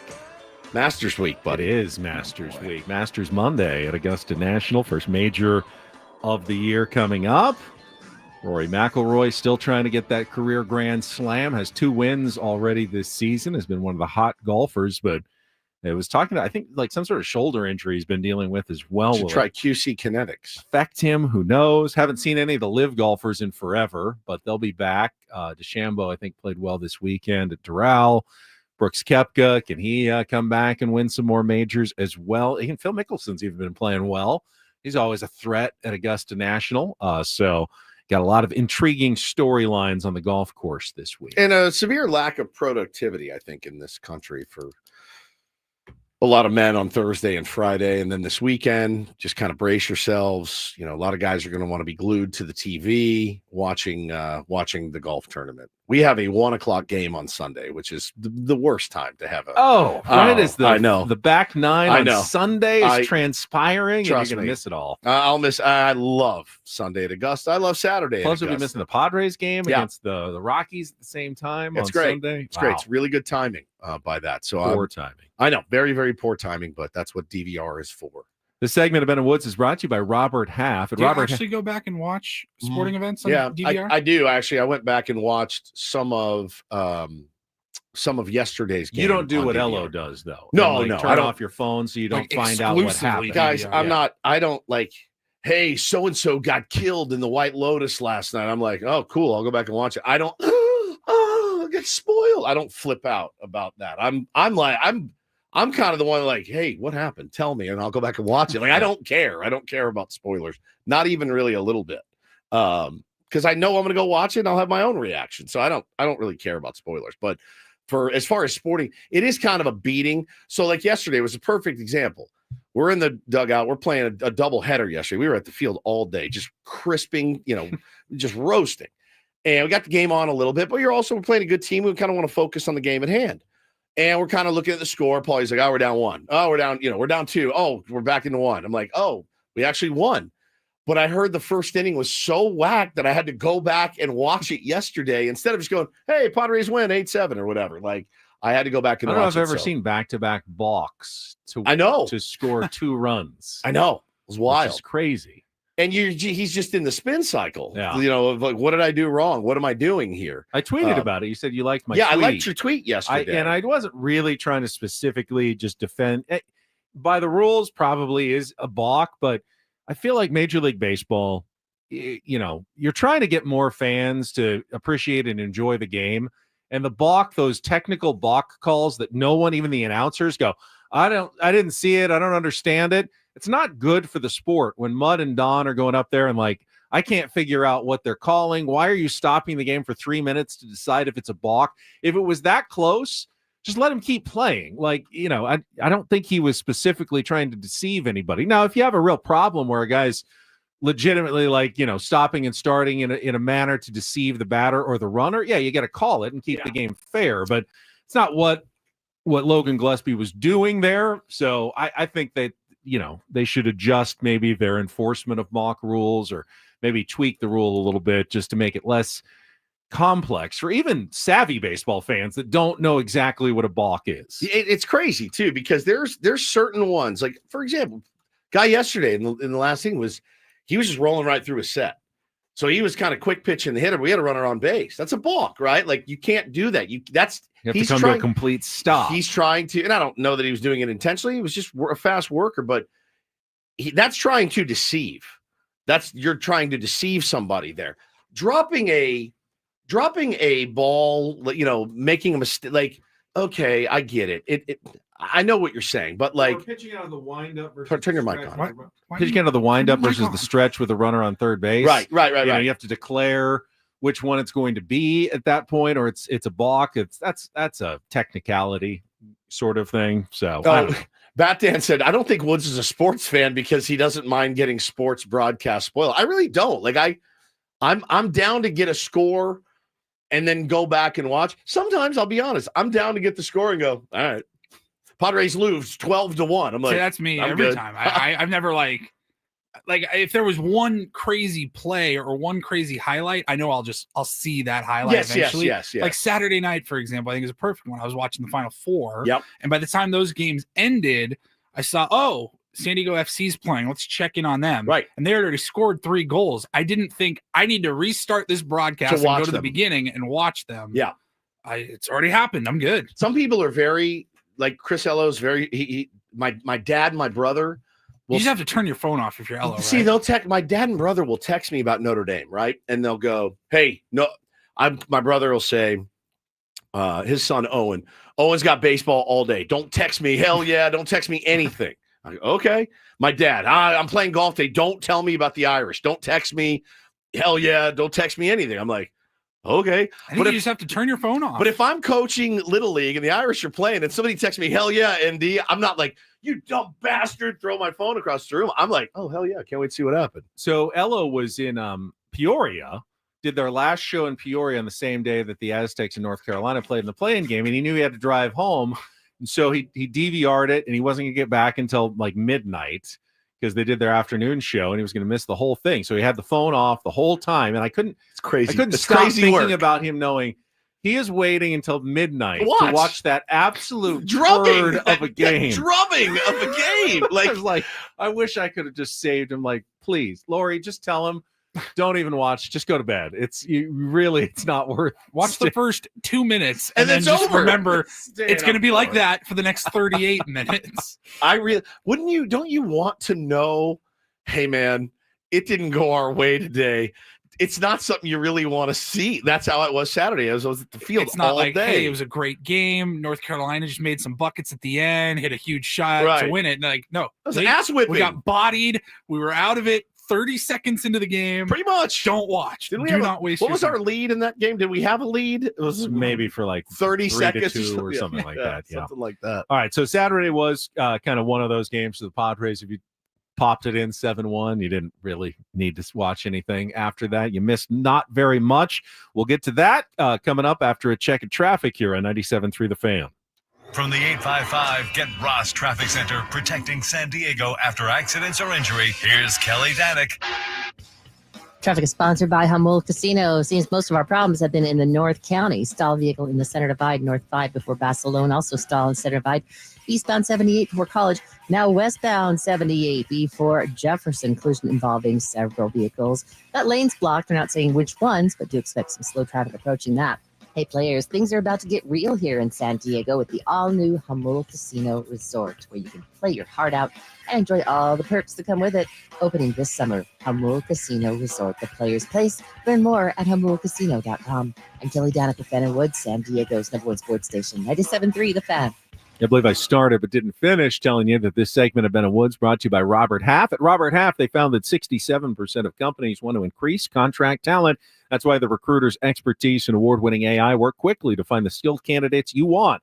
At Robert Half, they know talent. Visit roberthalf.com/talent today. Yeah, Saturday's game, kind of got away early from Nick Pivetta, who very similarly to Kyle Hart, maybe not to quite as much extremes, had trouble finding the strike zone, looked like he had trouble getting feel with his grip, walked 3 batters in 3 innings, was constantly in and out of traffic and trouble, got out of the first inning, but then walked in a batter in a 2-run second inning, gave up the solo home run to Dansby Swanson in the third, and his pitch count was already like around 80. So they had to go quickly to the bullpen in that game. Alec Jacob came in, gave up the 3-run home run to Carson Kelly. It was 7-1, and pretty much all she wrote for the Padres in their in just probably the worst game. Yeah, definitely the worst game they had played out of their first 10 this season. Yeah. How about the start that Carson Kelly has gotten off to for the Chicago Cubs? Hit for the cycle in his first game. I think it's maybe. Yeah. It was opening day. Yeah. And, I mean, it's one of those things like, hey, man, I'm the backup catcher. Maybe you start giving me some more looks. He is on fire for those guys. But, yeah, just an ugly, kind of forgettable, cold weather, flush it and move on type of day. I would say Matthew Boyd, who was the starter, the lefty for the Cubs that day, maybe the only pitcher starter in the series who seemed immune to the cold. And he came from Detroit, right? I don't know if that was part of it, just maybe a little more used to pitching in the cold. But Nick Pivetta came from Boston. It's kind of cold, but he looked good. 6 innings, 5 hits, 1 walk, 5 strikeouts. Had a couple of chances against him, but they were never able to really capitalize and get back into that game. So Nick Pivetta suffers his first loss with the Padres as they dropped their second in a row. Now, I thought Friday's game was simply 2 teams, both played decent games, and came down to, as so many baseball games do, really small moments in that game. Randy Vasquez, just like all the other pitchers in the first inning, had trouble finding his grip in the cold, couldn't quite get his control, and walked in a run in the first inning as the Padres fell behind. But they quickly came back and tied it on the Martin Maldonado solo home run. As we all speculated. Just ambushed a really tough show to Imanaga, who he was also nasty. He was good in that series as well. And then it was a 1-1 game until what was it, the 5th inning, when Vasquez was looking to complete 5 solid innings, had 2 outs, a runner on first, and Kyle Tucker at the plate. 3-2 pitch, lights up the corner right on the edge, but doesn't get the call. And it ended up being huge because after that, Vasquez lost the plate again and walked in 2 more guys. It missed. Well, it lit up the zone. It didn't. It went all the way white. They showed the slow. It missed it by a hair. Did it? Yes. It missed I just looked at the dot, and I thought they dotted it up. They brighten the dot when it comes across the plate. The dot will always brighten. I thought it's empty if it's a ball. No, it's full if it's a strike. They lit it up, but they also showed that it missed. And I was listening to Elo talk about it too. I was driving home from an appointment, and I went, "Oh yeah." I saw, because I was watching my phone too, and I went, "I mean, he missed." Now, was it an egregious miss? No. Is it too close to take 3 and 2? Yes, but he didn't offer. And then he had a couple infield grounders. I mean, Xander made a nice play, but then threw to second. To me, I think that was probably instinctually the right go to the short base. He just didn't realize that the runner was Justin Turner. Justin Turner was just so lumbering close to second base already. Justin Turner was going to first. Exactly. Seiya Suzuki got a really great jump though. So he's diving. He can't see where the runners are, and he thought, I'm better off going to the short base, and he got it off really quickly. And Suzuki just beat it, and then that scored the 1 run, and then Manny booted the grounder. That was back-to-back days, uncharacteristic for Manny, but he also made a sensational play yesterday to help make up for it. And then the Padres were never able to cash in on any of their other opportunities. Ended up losing that 3-1 game. Credit to Imanaga. I mean, he was outstanding. Yeah, he was. That's 2 lefties in a row that got him too, Benny. I wonder if that's going to be a thing. If that's going to be the bid for the Padres this year. I feel like it was last year. I could be wrong, but I feel like it was early in the season. Then I think later in the season they kind of figured it out. You just never think the Padres should struggle against lefties. When you have guys like Tatis and Machado who tend to torture lefties. Yep. Why is it that the team struggles against left-handers? You just don't see them a lot, man. You just don't get a lot of looks. So, it is what it is. And like you said, they started this way last year against left-handed starters, and they figured it out eventually. But I'm not overly concerned about it. But it's just something to look at the first couple of days. Same day, of course, the Dodgers suffered their first loss of the season on Friday against the Phillies. And this is a good series. Ended up losing 2 of 3, just like the Padres did. They lost Friday and Sunday, 8-7 yesterday. They had some control issues as well. Tyler Glasnow walked 5 in just 2 innings in that game. Now, he got off the hook because the Dodgers came back and tied it, but the Phillies were able to win. So the Padres and Dodgers both have 2 losses. And now it's the Giants with 1 loss who have taken over first place in the NL West as they swept their 2nd straight series, won their 7th in a row. Wilmer Flores had a walk-off single to complete the sweep of the Mariners yesterday. He's been a monster. 5-4. He's been a monster. Well, for both them, of too. Will Ure has been a huge monster for Boston. Yep. And Will Murr has been very good for the Giants. Not as good as Will Ure. No, few have been as good. Are they as Will. related? I don't know.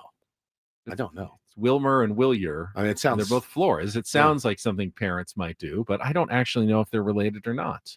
Look that up for me. But the Giants have been the surprise of baseball so far this season. I mean, we figured they'd be okay, but this start 8-1. Now they played Seattle and Cincinnati, and they haven't played great teams, but you don't know who's good and who's not at this point in the season. One is Flores, one is Abreu. So no, they're not brothers. Yeah, I'm looking at it like, are you out of your mind? Yeah, that's right. Well, you're Abreu. Yeah, Abreu, not Flores. No wonder they're not related. Yeah, that's the Jesse Agler thing. Kyle Tucker and Kyle Hart not related. Not related. Just happen to share the No first relation. Am I losing my mind? I'm like, something's off about this. No, they have different last names. So no, not related. Just close first names. Yeah, close first names. Jesus, Benny. It's Monday. It's Monday. It's Monday. This is your excuse on Friday. I know. It's Monday this week. Elsewhere in baseball yesterday, the Nationals came back to win the last two games of their series against the Diamondbacks with a 5-4 win against Arizona. The Mets sweep their home opening series against the Blue Jays. They beat them 2-1 yesterday. They had a walk-off, I think, on Saturday. The Brewers have bounced back to 500 after their slow start. They beat the Reds 8-2 and took 3 of 4 from the Cincinnati Reds. Jackson Chourio had also gotten off to a bit of a slow start, but he had 2 home runs yesterday for Milwaukee. And then the Rangers continue their hot start. They're tied with the Padres for the third best record in baseball at 8-2 after they got a Jonah Heim walk-off single to complete a sweep of the Rays. So think about that. There are 3 teams in the NL West that have the 3 best records in all of baseball through the first 10 games of the season. Wow, man. And then the Rangers have the best record in the American League at 8-2, tied with what the Padres are in third place in their own division. Yeah, somebody tweeted yesterday. It was Talking Baseball. Said this NL West is already getting real fun, and I quote tweeted, said, "Define fun." There's nothing fun about the Giants being 8-1, the Dodgers being 9-2, the Padres being 8-2. Either the Diamondbacks at 5-5, and of course the terrifying Colorado Rockies at 2-7, just lying in the weeds, waiting to strike at Petco Park. So, but yeah, I guess if you look at it, yes, it's super fun to see 3 teams starting off the season like an absolute juggernaut. But that's not my definition of fun is being 8-2 and your next closest team being 3-7. That's fun to me. Now, obviously, I don't think the Giants are going to keep this up. Is this going to be a season like when they won 107 and finished a game ahead of the Dodgers? I think we said that for 5 out of 6 months. There's no way they're going to keep this. Correct. They can't stay this hot for They'll fall off. If that was the case, and then the Dodgers finished as the first wild card and the Padres as the second wild card, like they are right now. Yeah. Padres and Dodgers would have to play in the wild card series 2 out of best of 3 to start the postseason. You still couldn't avoid the Dodgers. Yamamoto, in the Glasnow, playoffs. and Shohei. I don't know. Right. I mean, we said short series is better. Maybe you want to get the Dodgers in the 3-game wild card series instead of the 5-game division series. That's true. If you're going to meet them, so go Giants. Go Giants. No idea. It's just a crazy start to the season in the NL West. And when do we don't play the Dodgers till June. I don't know when the Dodgers and Giants play. We need some cannibalization going on here from each other. But when do we play the Giants even? I have no idea. So I'm looking at 1 game ahead. I'm looking the Rockies are the first divisional opponent coming up this week. We know how those go. So holy cow. It's fun. I mean, I guess it is fun. Have a great start. No, in he his didn't. First one, and they still ended up winning. Still win, man. They're playing really well. Old Sleepy Bob's got them going. All right, we'll have more Padres talk coming up in our 8 o'clock hour at 8:35. Dennis Lynn from The Athletic, our Ben and Woods Lynn Sider, is going to join us to help us wrap up the weekend and look ahead. Padres headed to Sacramento. In fact, I think they are already there. Spent the night in Sacramento. First time they have done so as a Major League Baseball franchise getting ready to take on the Athletics, who aren't off to a great start, but they're a dangerous team. They've got some hitters. In that ballpark sounds like it can play pretty crazy based on the first few games of the season that they've been there. Better have a lead, and you better have it early. Yeah. Or you get Mason Miller. Oh, that's a good point. You get some home runs in that place. You can hit some bombs there. All right, we'll come back with our 8 o'clock hour of Ben and Woods next here on San Diego's #1 sports station, 97.3 The Fan.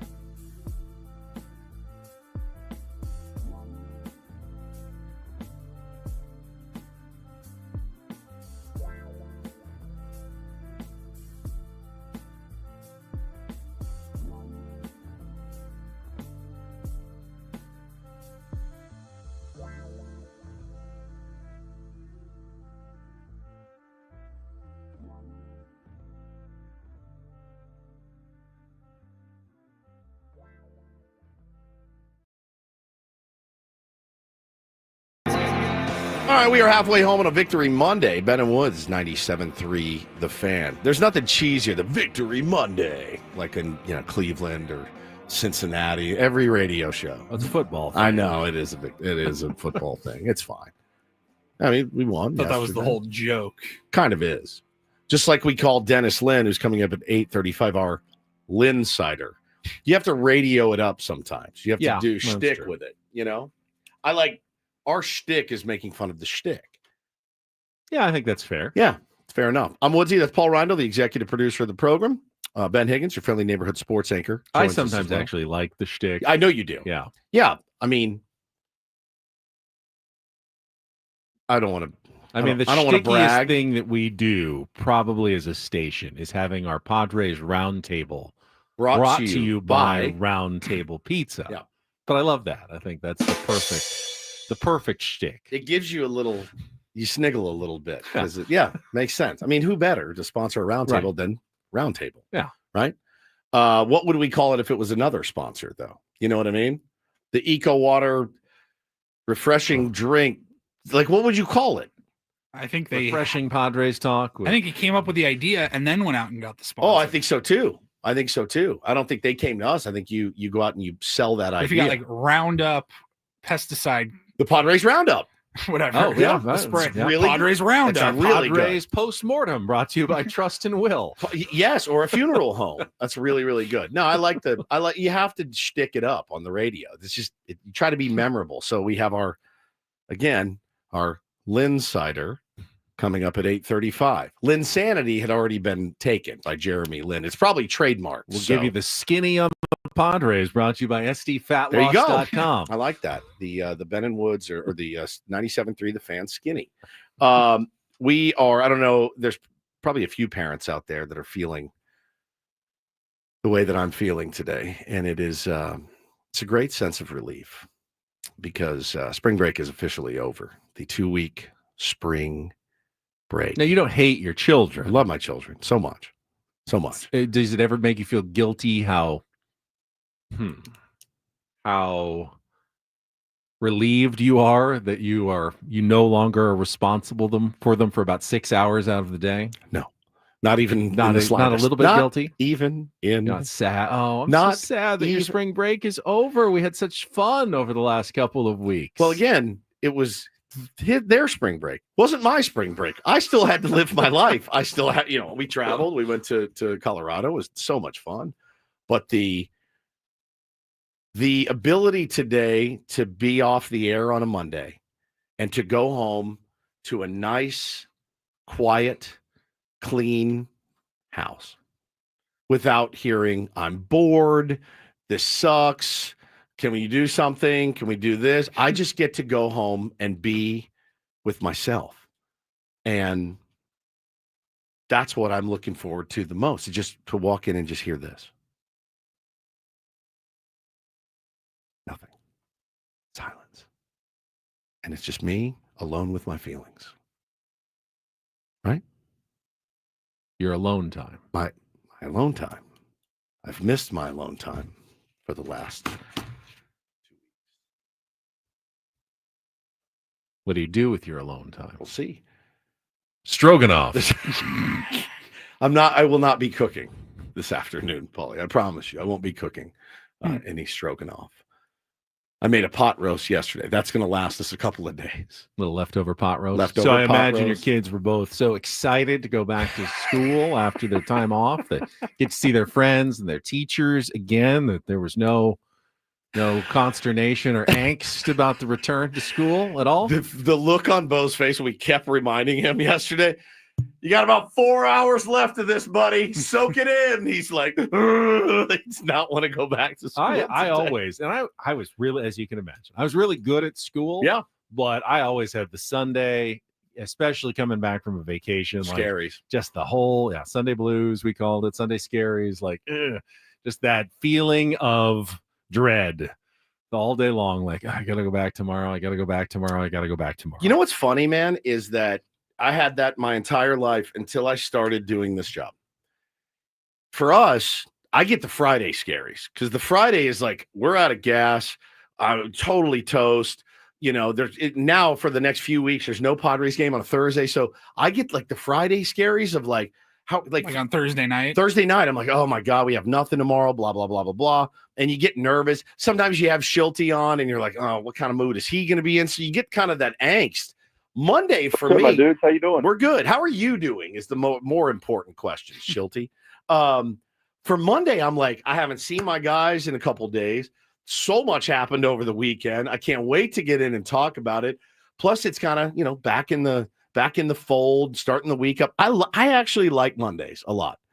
I really, really do. Fridays make me a little nervous, and Tuesdays typically suck. But at least we'll have a good game to talk about. Hopefully a good game to talk about tomorrow. Michael King against Severino tonight, Ben. He should be – that's great. I mean, this is what you live for. So excited about that, certainly. And, of course, the national championship game tonight. Yep. Got college basketball tonight. Late start, 5:50 West Coast. Not so bad for us, but think about that. That's an 8:50 start on the East Coast, and that's actually moved up. They used to start at 6:09 West Coast time, 9:09 Eastern time. So, unfortunately, the second half of the college basketball game is going to overlap with the first hour of the Padres game. And I saw some people in the chat going, why 7 o'clock? Well, I thought we got rid of all the 7 o'clock starts. Why? Sacramento didn't. Why is Sacramento going with the 7 o'clock start time? Just to be a bigger pain in the ass than it already is playing in your minor league ballpark with your tough shed media room. I can't believe games ever started at 7:10 regularly. It started at 7:35. 7:35. Yeah. San Francisco used to do 7:40. Don't the Dodgers always make teams stay on getaway day till late? And honestly, back in the first, I think, decade or two of Padres baseball, game times were at 8. 8 o'clock. Now, games generally went a lot faster. You had Randy Jones on the mound, you'd still be done by 9:35. But there was, I think, 8 o'clock was a normal midweek starting time for the San Diego Padres early in franchise history. I think Sacramento, I may have read this somewhere, they know that when it starts heating up, which is in a few weeks in Sacramento, that they're going to want later as possible to get it darker and a little bit cooler for those night games. Yeah. So they want to establish a regular start time that's going to be 7 o'clock, not 6 or 6:10 or 6:40 or something. So you could always do 6:35 now and 7:05 in the summer. You could move it, but they want to standardized start time that everyone gets used to. So hey, listen, used to it early. Whatever else we can do to just accommodate, so change it next year, or as soon as they move to Vegas, then they'll change it again. 3 years, maybe. Again, whatever we can do to accommodate you guys in Sacramento, our pleasure. I don't know. Sin City, it's a late night crowd. They may go even later. Them start games at It'll 11, be indoors, right? 9 p.m. It is like I think technically they're putting indoors. a cover, like a retractable or some sort of roof on that new stadium. But they may go late in Vegas. You know? Listen, man, I'm excited to watch the game tonight. I've got a little league game, but it's at 4. So got the Woodpeckers, going to be coaching those guys up hopefully to another victory. And then, home free, man, to go watch the game. And looks like we'll have plenty of time in between games as it's a 7:05 start tonight. Fortunately, 7:05 on Tuesday, but then it's, I think, 12:35 for the getaway day on Wednesday. And, pretty short flight back from Sacramento to San Diego. So the Padres are going to have all of Wednesday night, all of Thursday, most of the day Friday to really be at home and get a little rest early in the season. So that's a pretty big chunk of time for a baseball team to have off almost 2 full days. Yeah, I'm excited for this series. Again, hopefully the it's going to be a little bit warmer than it was in Chicago. The weather's going to be a little bit nicer. I haven't looked, but it's supposed to be pretty nice as far as I saw. It's a good ballpark to hit in, but they also get to hit as well. So you have to keep them in the yard while yourself going yard and hitting a lot of home runs. The A's aren't a particularly great team. Again, we talk about the Padres handling business against teams they need to beat. This is one of them. This is a team you need to beat. High of 70 today, 72 tomorrow, 80 on Wednesday. Absolutely perfect. Yeah. Even the lows are higher than the warmest temperature that they felt the past 3 days in Chicago. Just got an interesting DM from a guy on Instagram, and he said, his name's Marcus. He said, I start my days listening to you guys about an hour in, so I just finished the wrap-up, Marcus. My question is, why do the Padres need so much veteran leadership in their lineup? Why is it so valuable? Well, I agree that you need veterans. Yeah, you need veterans. You need guys that have done it before. We've talked a lot this offseason about the oldest teams are the ones that are typically winning the World Series every year, it's kind of weird to think about. But then again, it makes sense. These guys have the reps. They got playoff experience. Thing is, man, you don't have to have them littered up and down your lineup, like the Padres do. It's mix in one off the bench from time to time. The only three young guys at all in the Padres lineup are Merrill, Tatis, and Arise.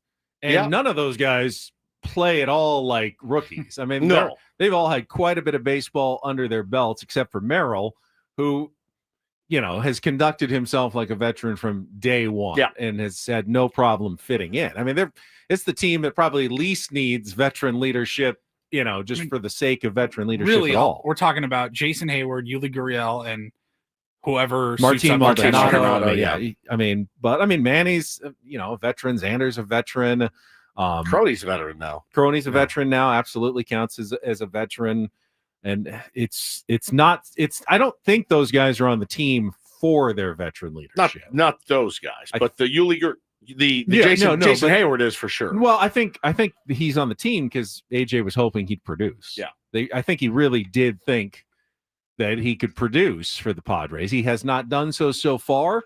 And the question that we asked earlier and we'll continue to ask is how long can you be patient? How long do you wait on a veteran until he gets going, or at some point do you pull the plug and call up one of the guys who were, hitting at AAA and had good springs, and you've got other options. But once you make that option, you can't go back because you're probably, you're not sending Jason Hayward down to AAA. You're saying goodbye to him if you're going to do that. So it's an irrevocable decision once you make that call, which is why it's hard to make that call ultimately. It is. Once you, like you said, once you kind of pull the trigger there, man, it is, it's crazy. Ben, a noted doomer in the chat, said, man, he's a veteran, not a leader. All right. Go ask anybody in the clubhouse what they think. It's an absolutely asinine take. That's chum. That's what that is. Manny's not a give a big speech leader in the clubhouse. As far as we know, I'm sure he's gotten. Oh yeah. I'm sure he's done it before. But he'll talk to guys, and we saw it with Tatis. I mean, he's not afraid to enforce, discipline in his own clubhouse. We've seen that for sure. Go ask Jackson Merrill. Go ask Fernando Tatis Jr. Go ask them. Don't ask me. I mean, is it leadership to fly your team on a private plane and take them all to your team's soccer game? I would say yes. I think so. This is Manny Machado. I mean, that's part of leadership. That's just chum. That's chum. Yeah. I'm not gonna bite on chum on Monday morning. I'm in too good a mood. Again, I have my afternoon off today. That's a pretty wild statement. Yeah. I mean, if you've been here and you've watched this team every day and you hear the interviews and stuff, you know better. I mean, what are the qualities of a leader? Set an example. Manny, check. Absolutely. He posts. Quickly, though, Jeffrey wants to know, are Manny Machado and Manny Ramirez related, Ben? Manny Acta, maybe? Yeah. Are they brothers or cousins? I think they do spell Manny the same way. So they do. They do. So they may be related somehow. Maybe. I mean, what are the qualities of a leader, though? Really, I mean, Manny checks the boxes. Set an example for your team. Manny absolutely show up, does that. Produce and perform. Yep, absolutely does that, and tries to make sure that other teammates are living up to those standards. And I think Manny absolutely does that as well. Again, I mean, you said you're right. I don't know that Manny doesn't get up in the clubhouse and give big just speeches. Said he did it in the dugout during the playoffs. He did. Yeah. I mean, we've seen it out there. Oh, yeah. I mean, I haven't heard stories of him like calling a meeting behind closed doors to give a big speech to everybody, which is fine. You don't have to do that to be a leader. Sure. In fact, a lot of guys in baseball will roll their eyes at guys who are trying to be too verbal as leaders as opposed to lead by example, which is what Manny constantly does. Yeah, 100%. So. Chum. All right, we can talk more Manny and Padres baseball with our Linsider, Dennis Lynn from The Athletic.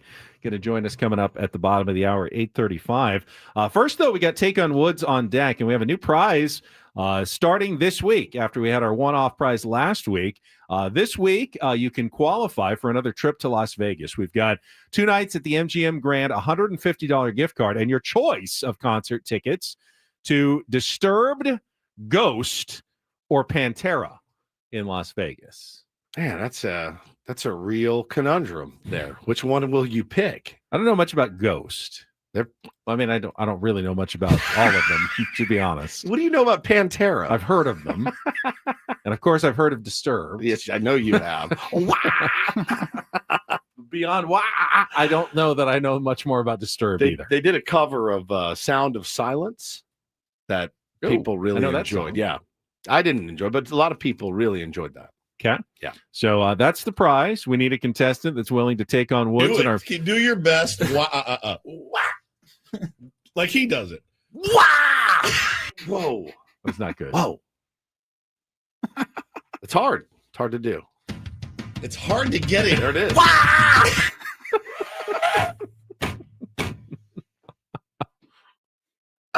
I think I would pick Ghost of the three of those. You go with Ghost. I think I would.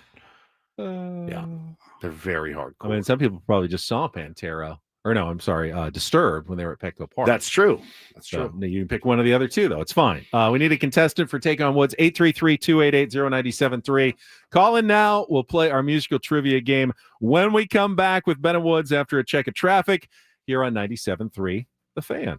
First, though, Skinny Ben brought to you by SDFatLoss.com. That's how I lost 40 pounds in 60 days just by eating regular foods, stuff that I was getting at the grocery store, chicken and steak and vegetables. It was so much better than the other programs that I had to buy a bunch of those bars and shakes, and I dreaded every single one of them for months as I was losing the weight on those other programs. And then I stopped taking all those shakes and bars and mixes, and I gained the weight right back because, I wasn't set up for sustained success like your counselor will do at SDFatLoss.com. I have kept the weight off now over a year and a half. You can do it as well, up to a pound of fat per day and 10 to 20% of your body weight in just 60 days, all in time for the summer because you lose weight fast. So April and May can be your losing months here, and then June and July and August, you're going to enjoy the San Diego summer with the new you, feeling good, looking better, and doing it without injections or anything weird. It's just a real sustainable weight loss program. Get your free consultation by going to SDFatLoss.com. Take advantage of the spring special now. Get $200 off the program and turn yourself into a brand new you by the time summer rolls around by going to SDFatLoss.com. That's SDFatLoss.com. Results may vary.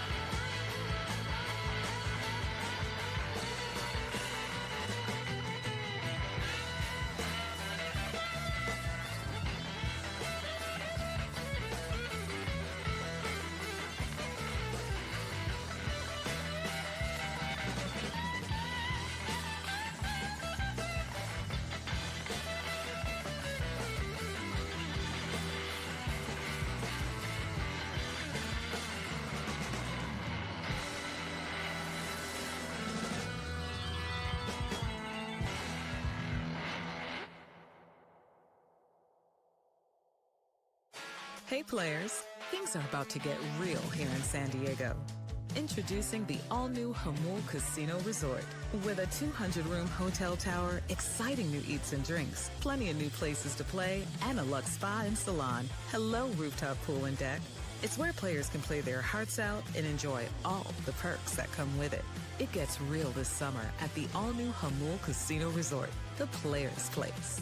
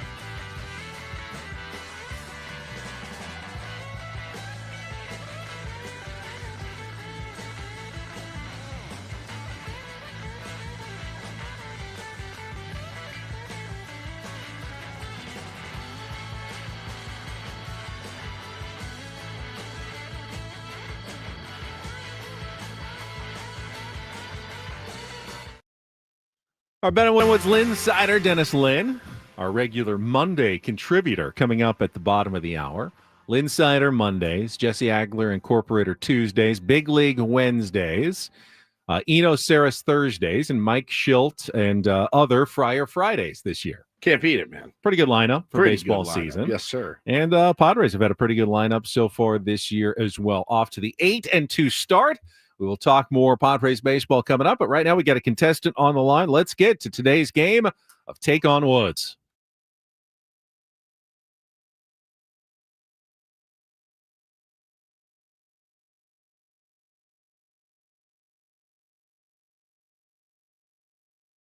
Take on Woods brought to you by Bay Alarm, security and fire alarms for every business. We got you. Who do we got today, Paulie? Chad? Chad. Good morning, Chad. How you doing? All right, we're good. Well, let's get you qualified. Be the first this month for our new grand prize, our trip to Las Vegas, 2 nights at the MGM Grand, $150 gift card, and concert tickets to your choice of Pantera, Ghost, or Disturbed. So you just have to beat or tie Woods in our 5-question musical trivia challenge, and you get the advantage of picking the category. Here are the choices. We got the holdovers, Without a Doubt, 5 song titles containing the word without. 7th inning stretch. This is a baseball themed category from Tier 1 Scott. Each answer includes the name of a Major League Baseball team in it. And Red Alert, 5 song titles and artists including the word red. So Without a Doubt, 7th inning stretch, or Red Alert. Chad, what would you like to play?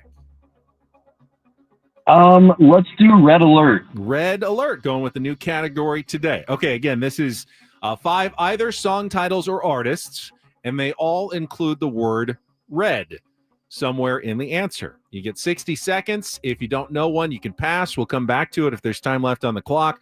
First question's the 2-second song. Paulie will cue up the music that either has red in the title or in the artist's name, and you need to identify both the title and the artist to score the point there, and we'll go on from there. So, Chad, you ready to go? Ready. Paulie, you need to cue it up. Are you good to go? 1 second. Give him a chance to cue this one up. Again, the category is Red Alert. All right. Chad, your time is going to begin when Paul plays the music again. You'll have 60 seconds. Good luck. Let's take on Woods.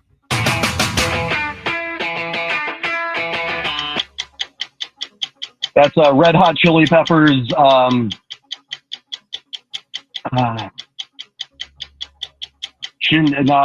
All right. Prince hit the top 10 on the charts for the first time in 1983 with which song that uses car metaphors to describe a one-night stand?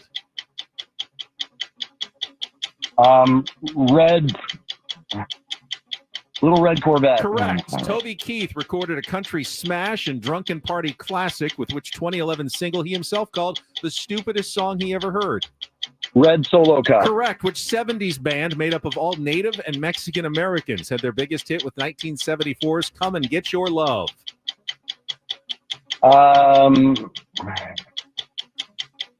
The Red Clan. Incorrect. Written for his wife Diane, which 1986 song became a worldwide hit for the then little-known artist Chris de Burgh. The Red Dress. Oh, the Lady in Red. The 70s band was Red Bone, and it was Can't Stop by the Red Hot Chili Peppers. So you just got the two, Red Corvette and Red Solo Cup. Let's see if Woods can do better than the two. Hang on the line, Chad. All right, Woods comes in with no knowledge of the category. Chad's score is locked in. All right, let's reset everything. Put 60 seconds back on the clock. Woods, your time begins when Paul plays the music. Good luck. Let's take on Chad. Can't Stop, Red Hot Chili Peppers. Correct. Prince hit the top 10 on the charts for the first time in 1983 with which song that uses car metaphors to describe Little Red Corvette. Correct. Toby Keith recorded a country smash and drunken Red Solo Cup. Correct. Which 70s band made up of all Native and Mexican Americans had their biggest hit with 1974's Come and Get Your Love? Pass. Written for his wife Diane, which 1986 song became a worldwide hit for the then little-known artist Chris de Burgh? Lady in Red. Correct. Which 70s band made up of Native and Mexican Americans had their biggest hit with 1974's Come and Get Your Love? Red Taint? Red Bone. Oh, you're actually close. somewhat closer. How do you figure? But 4 is good enough to win in a 4-2 game over Chad today in the category Red Alert. Never heard of Red Bone before, as far as I remember. You know the song. Do I? Come and get your love. Oh, yeah. All right. Oh, yeah. I like that song. All right. Well, we'll try to qualify someone else tomorrow. Sorry about it.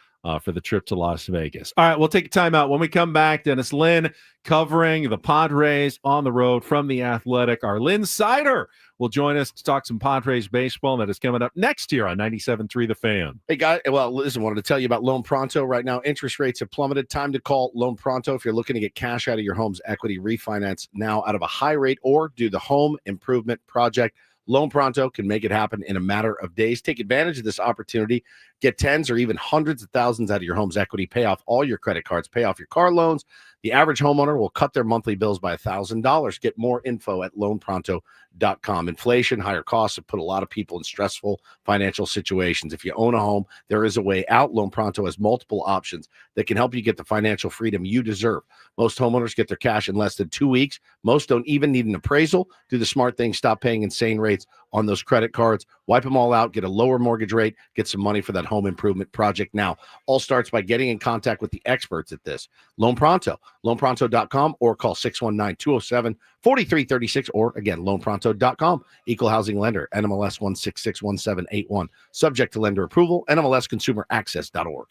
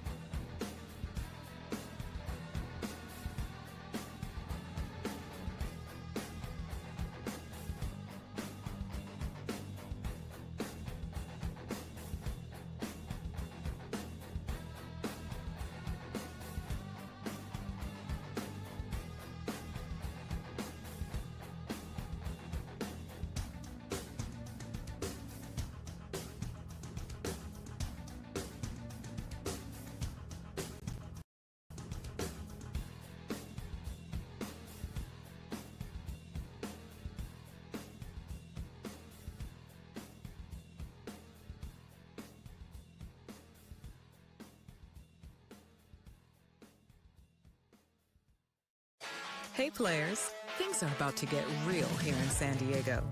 Introducing the all-new Hamul Casino Resort. With a 200-room hotel tower, exciting new eats and drinks, plenty of new places to play, and a luxe spa and salon. Hello, rooftop pool and deck. It's where players can play their hearts out and enjoy all the perks that come with it. It gets real this summer at the all-new Hamul Casino Resort, the players' place.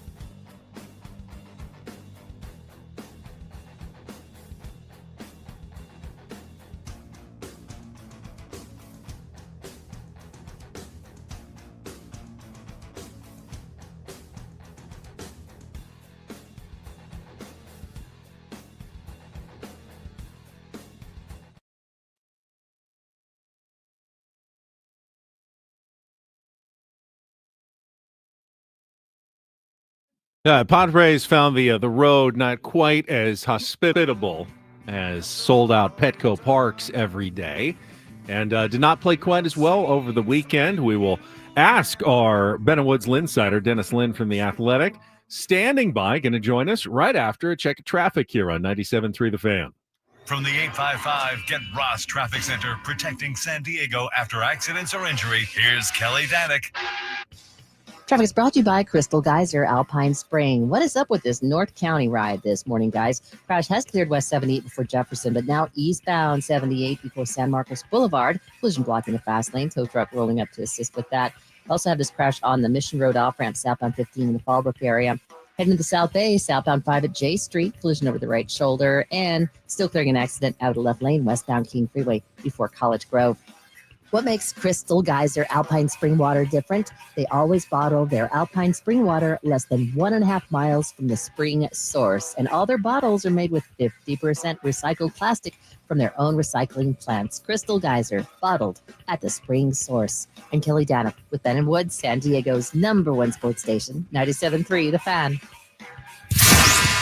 Happy Monday, Padres fans. It's time to discuss the weekend that was for the Padres with our Ben and Woods Linsider, Dennis Lynn from The Athletic. Brought to you by the all-new Hamul Casino Resort, the players' place. Things are about to get real with the all-new Hamul Casino Resort. With gorgeous rooms and exciting new eats and drinks, it gets real this summer at Hamul Casino Resort, the players' place. You're official, Dennis. You got your open. Hope you liked it. We were very punny and probably in a bad way, but we appreciate you joining us this morning. Thanks, Ben. Yeah, that's a good one. Yes, it is. Never heard that one. He's a Linsider. Yeah, we had to shtick it up. You know how we do it here. I mean, that's how we do it on Ben and Woods, Dennis. Now you're in the family. Your second appearance on Ben and Woods this season. Benny, you kick us off. All right. So obviously the Padres were not going to continue to play flawless baseball like they pretty much did during the opening homestand, dropping 2 out of 3 to Chicago. Any legitimate reasons for concern at all, in your opinion, based on what we saw there at Wrigley Field? Yeah, I mean, I would say there's just continuation of some things that have been kind of undercurrents in spring training. I mean, just the left field situation, catcher. I think Gavin Sheets has done a really nice job of stepping up so far and kind of shoring up the DH spot a little bit. But it remains to be seen. I mean, he was non-tendered by the worst team in baseball last year. And, speaking of that team, Martin Maldonado's also off to a pretty nice start for a guy who's 38 and probably in his last season in the majors by choice. But yeah, there's spots on this team that can definitely stand to be upgraded, but that goes for pretty much every single team I think out there, except for maybe the Dodgers, who just have 30 different starting pitchers to throw in there when anyone for example, Blake Snell gets hurt. But for the Padres, I think 8-2 is a pretty big cushion considering what they did at the start of last season. So they'll take that as well. The second time through the rotation, the first time through, King and Cease were, all right, nothing special. Those last 3 guys were great. Then King and Cease get it figured out, and the last three guys were not great. Tons of walks in this series. I attribute a lot of it to the crappy conditions, certainly. But any concern about, for you, out of the three, Vasquez, Pivetta, and Kyle Hart, which one do you think are you the most concerned about? Right now, it's got to be Kyle Hart, even though he did say actually yesterday the conditions, he take those, I think 10 out of 10 days.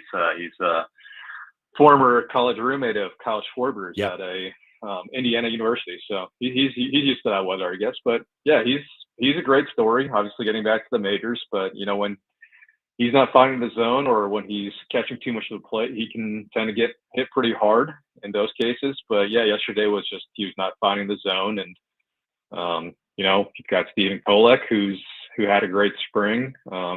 Just as a former Rule 5 guy, transitioning back to being a starter, he's probably going to be ready to come back at some point. And yeah, Kyle Hart, I would say, has a decent leash as a guy who signed a major league deal. But the back end of the rotation is also cause for concern as well.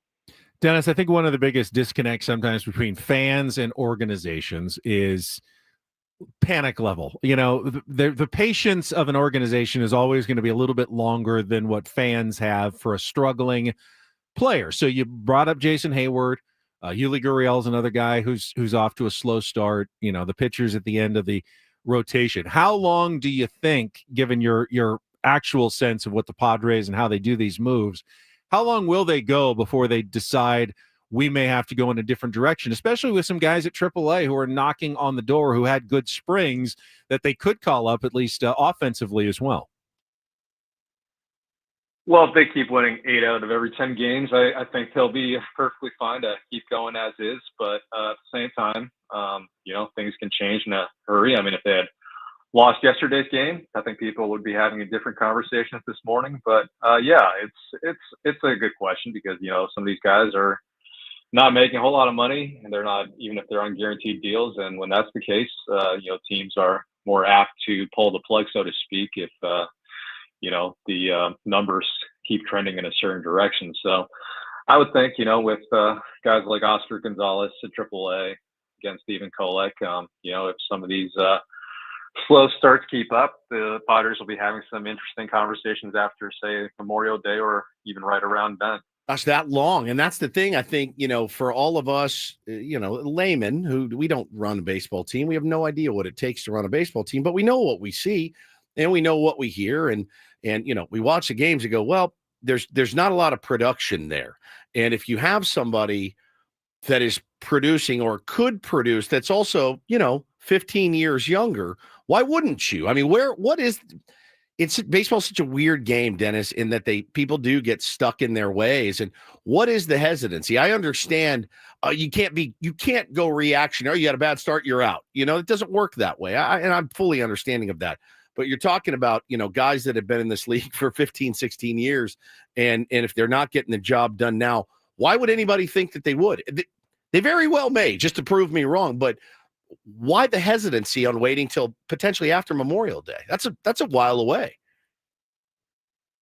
Yeah, maybe I should have reframed that as, a lot of times teams just kind of in general, front office just take stock of their team, for the first real time around Memorial Day. But yeah, again, if these guys keep, not hitting or not producing, they're very, it's legitimate to say, you should pull the plug well before then. That's late May. So it remains to be seen, like on these guys we're talking about. But yeah, I mean, experience is something the Padres obviously value. Yeah. I don't think anyone expected much out of Donovan Solano and David Peralta last year when they joined the team, and then they went on to be really key contributors for a club that made the playoffs and, kind of helped power them into October. So I don't think anyone's assuming that guys like Yuli Gurriel and, Jason Hayward are going to be doing the same thing for them this year.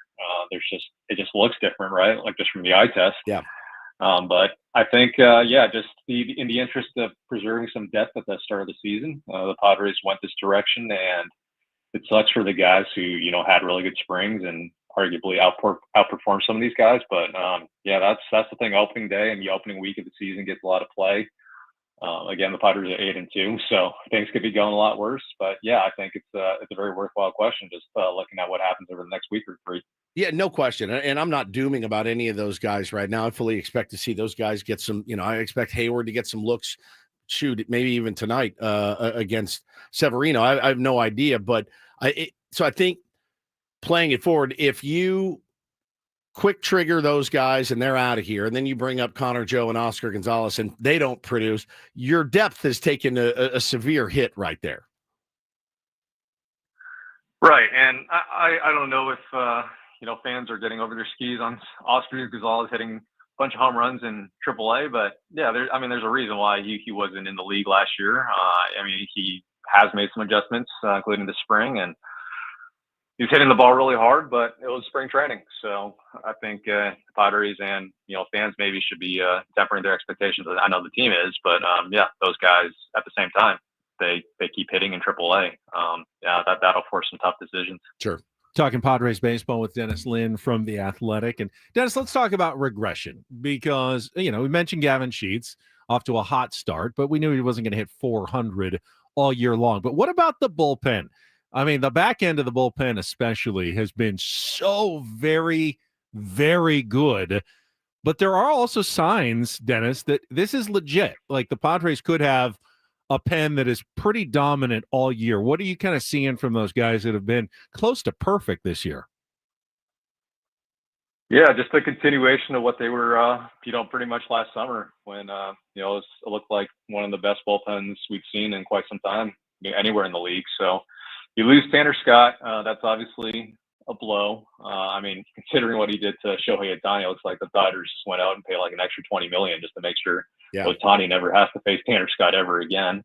But Adrian Morejon had a really promising year as kind of a breakout guy finally in the majors, and he's helped fill that absence. And then you've got Jeremiah Estrada, who has like the best fastball in the majors right now. Like no one's really hitting it. So when you got younger guys like that stepping up, and Jason Adams still looks like the same guy who was pretty much untouchable last summer, and Robert Suarez, after kind of a concerning spring, I think, at least in my opinion, and I know some scouts that watched him, and there's also obviously the talk that he's going to get traded.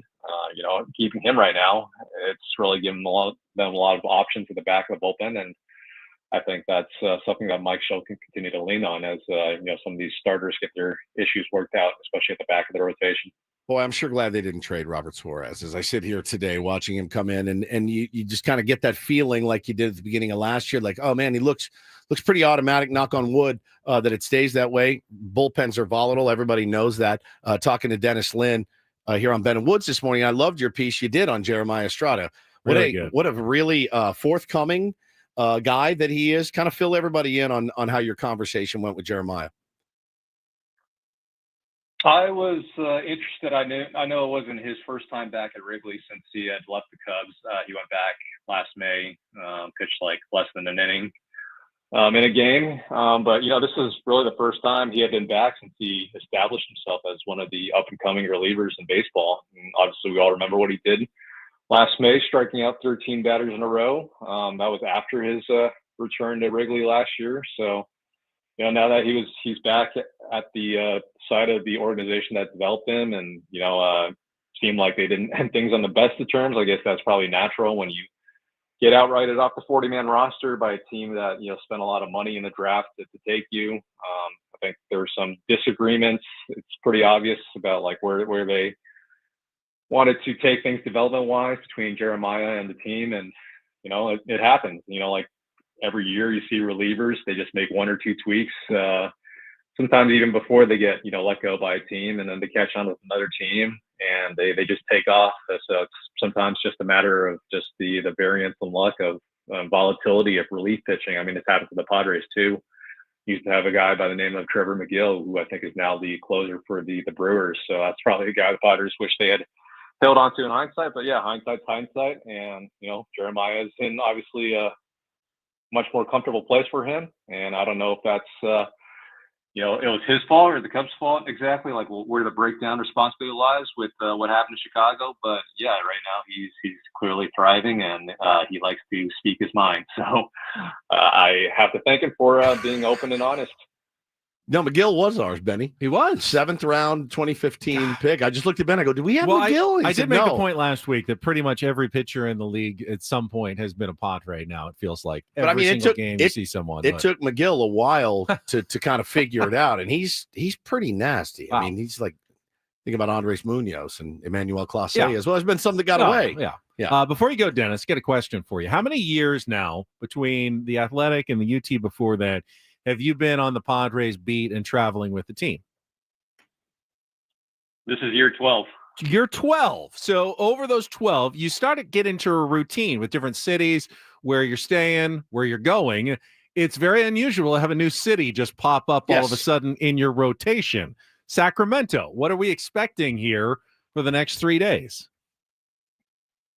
Have you guys seen that? I guess they call it like a press conference shed. Yeah, we saw the tough shed. Yeah. A's literally got from, I think, Home Depot. I don't know if they literally got it from Home Depot, but they easily could have. Right now, I feel like I'm staying in that shed. So yeah, I haven't been to Sacramento in a lot of years. So like the hotel I'm staying at, I'm not gonna put them on blast and hear out their name, but yeah, it's not great. But it's relatively close to the ballpark. But yeah, I chalk that up to me being a rookie beat writer as far as it goes with games in Sacramento. So you live and learn.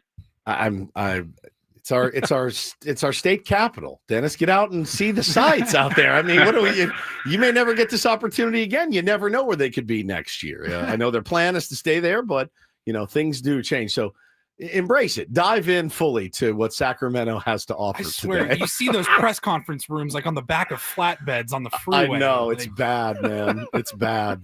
Send us some pictures from inside if you can.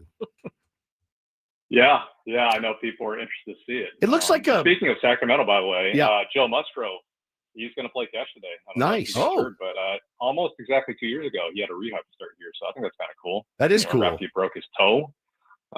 So yeah, it's been 6 months since the surgery, and I'm sure he would love to play catch, whether it's on the field or inside a big shed. Yeah, either or. It does look like a place where people wait to go see their husbands in prison, where they sit the people and they wait for their turn to get called, and then they bring you back for like the 30-minute visit or whatever. That's what it looks like. So keep that in mind in your pressers today, Dennis. And thank you for a great appearance, my friend. Thank you, Dennis. Excellent work. Thanks, Leslie. You have a way with words. Oh, thank you, sir. I appreciate it. Went to a wedding like 4 or 5 years ago, and it was about an hour outside of Sacramento, but there was really no hotel, so we stayed one night in Sacramento. The only night I've ever spent. It was actually not bad. The longest summer I ever spent was the night I spent in Sacramento. Walked around the Old Town area. I think that's kind of the touristy spot with some bars and restaurants. Does every town have an old town? Every city have an old town? We'll be down in Old Town tonight. Old Town. Dallas has one. The Old Town. San Diego has one. Sacramento has one. Oh, be an Old Town. No, I've never been. One of my favorite bands is from there. Deftones is from Sacramento, so a little bit close to my heart. It bred them, but other than that, I got some buddies actually going out to the game for this because it's one of those things, like not something you get to do ever. Not the I've longest driven through Sacramento. I've never even driven through it. I did the full Seattle San Diego. 5 up and down. Yeah. We did it. We were going for time. Like we did not stop driving. It was like 21 straight hours. And when you get through Portland, driving south, those are the last like 2-story buildings that you see. Right. It's nothing for like another 10 hours. And then it's like 2 a.m. and we get through Sacramento and we see buildings. We're like, yeah. Is there anything more overrated than going to your nation's or your state capital building? I don't think so. Worst field trip ever. Yeah, terrible. Bad field trip Terrible. as a kid. Like, they got to go to the zoo. State Capitol building?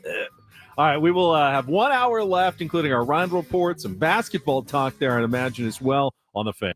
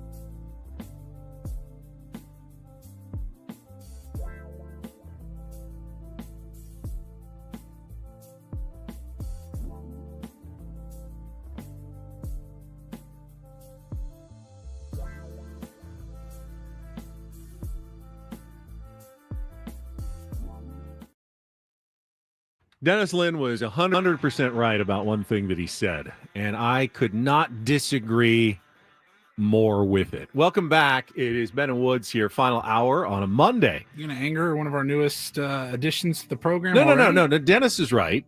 It's the Padres who are wrong. Let me explain. So Dennis said that because the Padres are 8-2, as long as they keep winning, they're not going to make any changes with their lineup or their roster, because don't mess with a good thing. And I hate that line of thinking, but so many professional teams do it. Sure. Because they're afraid to upset the apple cart, make a change when things are going well. Why wait until you start losing to make what is starting to become a pretty obvious change? Now, I understand you have to have some patience with guys, give them a couple of weeks. You can't just 10 days and you're done with the guy for the season. Right, so I'm not saying they should make a change right away. But if, let's say, Jason Hayward continues to struggle and hit 130 at the plate, and it's now 2 weeks from now, and the Padres are still winning despite Jason Hayward, they're still winning. At some point, you have to go, yes, we're winning, but it's not because of this guy. Right. And we could be better at this position. You don't just say, hey, I'm not going to do anything because the team is winning. You should always be evaluating, constantly evaluating and improving. And I do think that AJ Preller thinks that way, but ultimately it is very hard to pull the trigger on a move when your team, has an 800 winning percentage right now. Well, so you're not going to see anything happen this week. But you're talking about pulling triggers, man, and that's it. It's like what is the line? Like, you don't want to have the itchy trigger finger of, again, you had a real crap game, you're done. You had 2 crap games in a row, you're done. The risk reward with a guy like Yuli and Hayward, right? Yuli is paid to hit. He's not hitting. Hayward, at the least, you feel good defensively, right? At least there's that. There's something. Yuli was never really a fit here, in my opinion. Was never really a fit. Based on everything with you and all that, it was never really a fit. It never really made sense to me. If you bring up Connor Joe, is he going to do worse? That's what I ask myself. Is Connor Joe going to do worse than Yuli Gurriel? No, he's not. Is he going to give you better ABs than Yuli? Yeah, he is. Is he more athletic? Yeah. Can he actually play positions? Yes, he can. Is he going to win a Gold Glove? No. But Yuli doesn't even have a glove. And again, you can give Yuli a little more time to try to get whatever you think you're going to get out of him. But remember, this is a guy coming off 2 really, really bad seasons. And now he's started off the 3rd season like he looked the last couple of years as well. Chances he hits a home run in the next 24 pretty high, hours, honestly, like massively. Yeah. And then I told you tonight or tomorrow night, which is great. And that's why they're not going to give up on him now. But I'm talking about in 2 weeks. I don't want to wait until Memorial Day. Me neither, bro.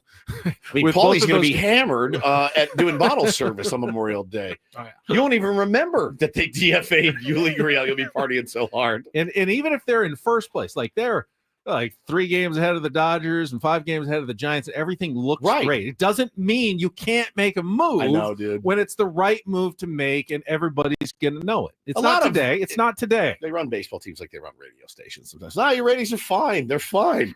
Yep. Show's terrible. We can be better. It doesn't matter. It's fine. It's good enough. No, let's get better. Let's be the best we can be. It's tough. It's tough. Again, what is your worry? What's your worry? If you cut Yuli Gurriel, you think somebody's going to snap him up and he's like, man, I just figured it out. No. If I cut, how many guys has AJ Preller cut in, like the Brent Rookers of the world that he cut? And there's probably a part of him was like, hey, this is a risk, but we need to make this move done, right? It happens all the time. It's happened to every GM. Andrew Friedman's done it. They've all done it. If I am AJ Preller and I cut Yuli Gurriel, I'm good.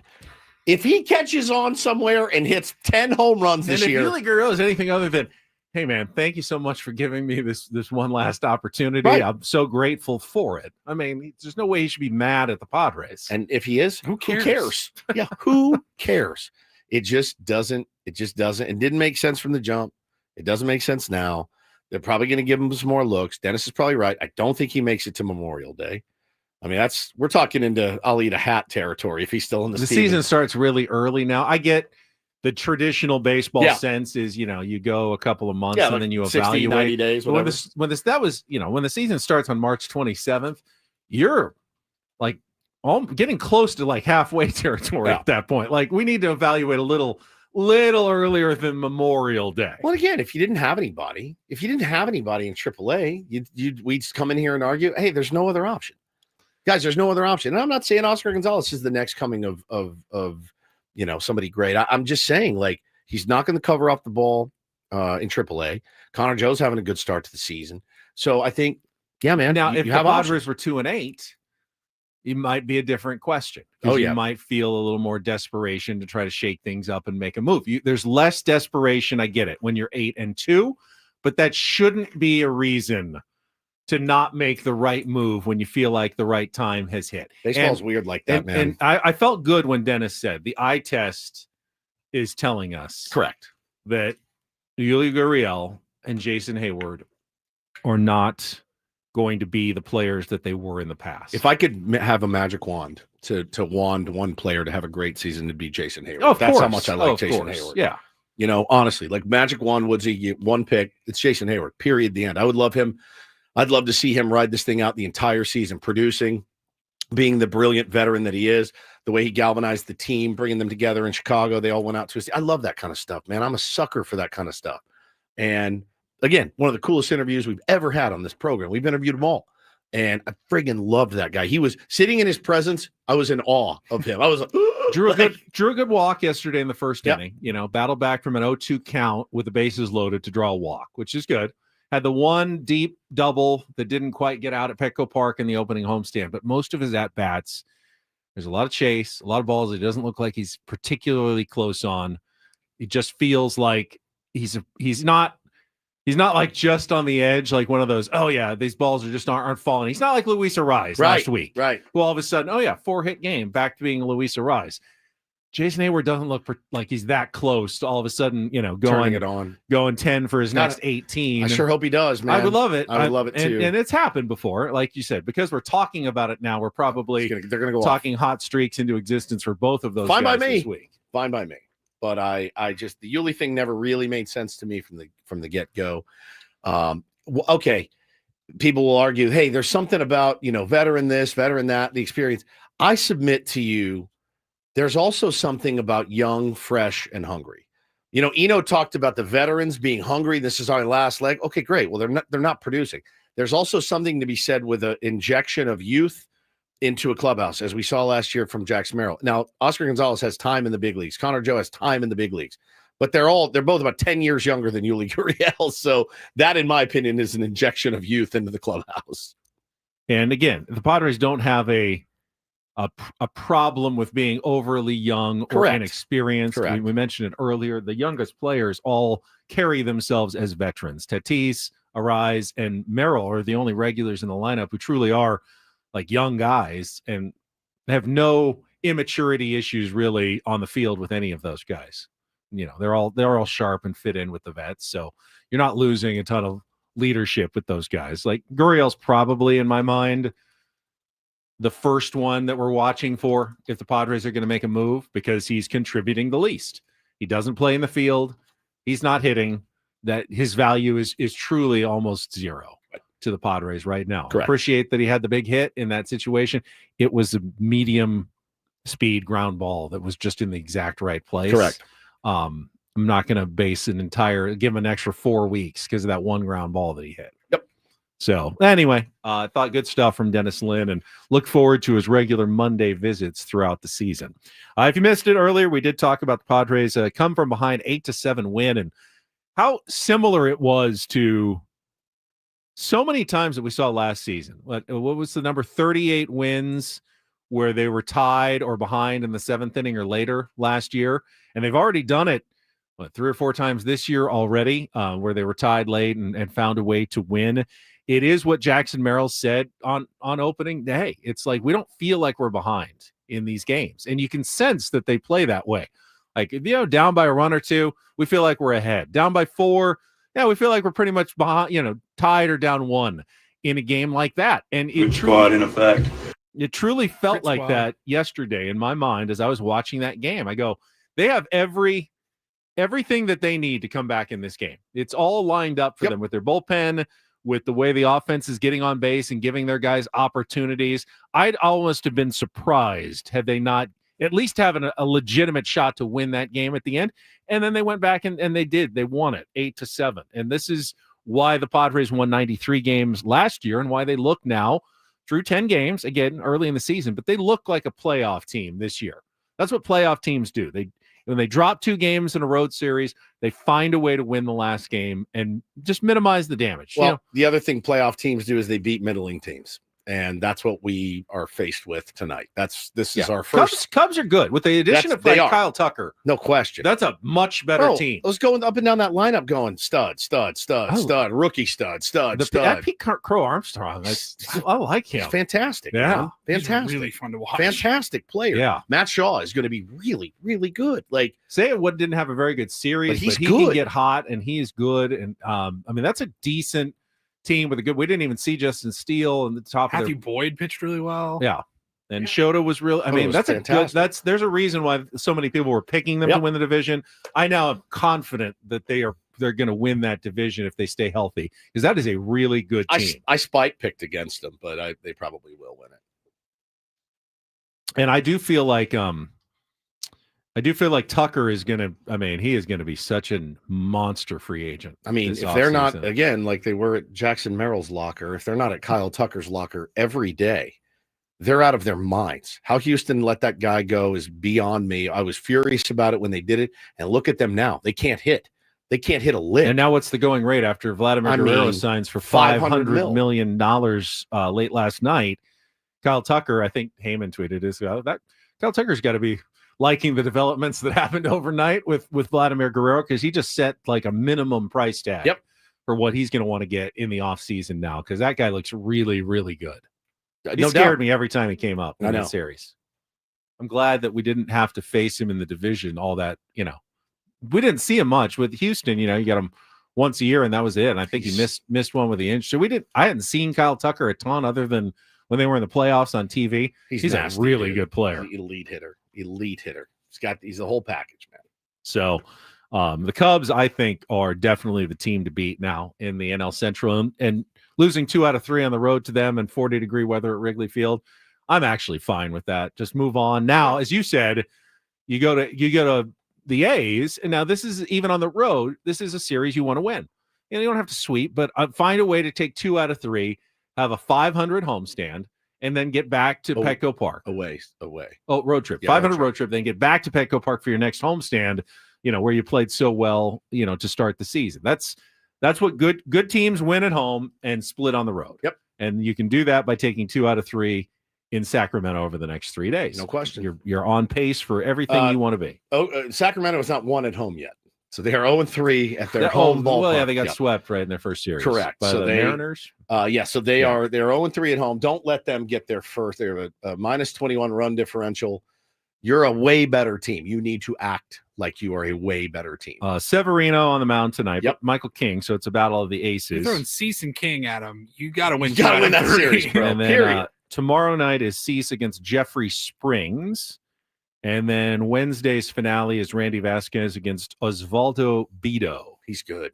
So those are your pitching matchups for the 3-game series in Sacramento. Again, anytime on the road, you're never needing a sweep, but you want to take 2 out of 3 here and finish the road trip at 500, and then I'll be happy with that. Let's go. All right, win tonight. Win tonight. That puts you in really good shape. Really good shape. If you can win tonight, and the Padres are favored. ESPN has a minus 155 in the game, even though it's Luis Severino on the mound for the A's. So that's a solid favorite tonight in the game. Take care of business in regular weather. Hopefully, 70-degree high in Sacramento today, and try to get the job done. All right, we still have Reindl Report to get to coming up at the bottom of the hour. We still need some basketball talk. The NCAA title game is coming up tonight. You had the women's championship yesterday as well. So we can get all of that coming up with Ben Woods. I still can't believe you turned the Duke game off. I cannot fathom it in my head. You, Ben Higgins, basketball Ben Higgins. You turned it off. I think Duke was at 98.5% to win according to the metrics. It's March Madness. It's March Madness. I know. Oh, I can't believe know. this. We really buried the lead today. Basketball Ben. I can't be the only one who thought it was over. Not thought, but turned it off. It was, but I was watching. I barely even watched basketball. I was like, I got to see how this ends. I had a decent amount of money riding on that game. How long before it was over? 4 minutes? Had to be I think it was. I think I dumped out around the 8-minute mark. I really didn't think it was going to change. Duke went on they went scoreless for 4 minutes. Ice cold. Yeah. And I know everyone. We'll talk about it too. We'll talk about. Are we going to do the Reindl Report? Are we doing sure. it? Okay. Yeah. Yeah. But we'll talk about it. I really do. I just didn't have any doubt that the game was over in my mind. I almost texted you guys before Duke covered the 4.5, and I didn't want your answer, so I just didn't bet on it. So now the question going forward is who do you like in tonight's game? I mean, it should be a battle, a full-on war tonight. I mean, it's pretty much a pick 'em. It's a contrast to styles, contrast to coaches. You got the young Todd Golden at Florida, the veteran 70-year-old Kelvin Sampson. I love Kelvin Sampson at Houston. It's like him and Dutch are the two defensive veteran coaches in America. That should be a great game. And by the way, you get the home court advantage, San Antonio, Houston. I mean, it's going to feel like a home game, right, for them? And then the old, hey, if you always want to cheer for the team the Aztecs beat Houston. They've only lost one game since the Aztecs beat them back at the end of November in Las Vegas. And since then, Houston has lost exactly one game. I mean, what was it? When we saw the Aztecs and won that game, I mean, were you thinking, oh, the Aztecs just beat the potential national champions in college basketball? They were a 1 seed. They were. I mean, I knew they were good, but I didn't think at the time. I thought, oh, Houston's probably going to have a down year this year. If they're losing to a young, inexperienced SDSU team in Las Vegas, I thought this probably isn't going to be Houston's year. And here they are playing for the national title at the end of the season. That kind of shocked me. I didn't think they were. So you'll be rooting for Houston, of course, you will. Because then I always can say, well, we beat them. San Diego State beat the national champions this year when they faced them on the courts. That's a feather in their cap. We got one of the you should 3 wins over the national champions. You really should root for SEC football, buddy. You'd fit right in. You'd fit right into the SEC. All right, so we'll have more college basketball talk coming up after a check of traffic. Bennett Woods on 97.3 The Fan. And speaking of college basketball, why not watch tonight's game with a lineup set at Prize Picks? You can take a look at the top players like Walter Clayton Jr., Crier, set up your points or points plus rebounds plus assists, and you're just picking more or less and setting your lineups with Prize Picks and winning up to 1,000 times your cash on daily fantasy with over 10 million members and billions of dollars in awarded winnings. Prize Picks is a community of like-minded fans. You're not playing against them, though. You're just playing against the numbers. So you don't have to worry about, am I in a league with sharks? It's not like that. You're just playing against the numbers. You can set as many or few lineups as you want. And when you download the app and get started at prizepicks.com, just use the code KWFN. You're going to get $50 instantly when you play your first $5 lineup. So take it as fast or as slow as you want. Figure out what you like, how it works. And then with baseball season, of course, you've got lineups every single day to set, watching all your favorite players here in town, across the league.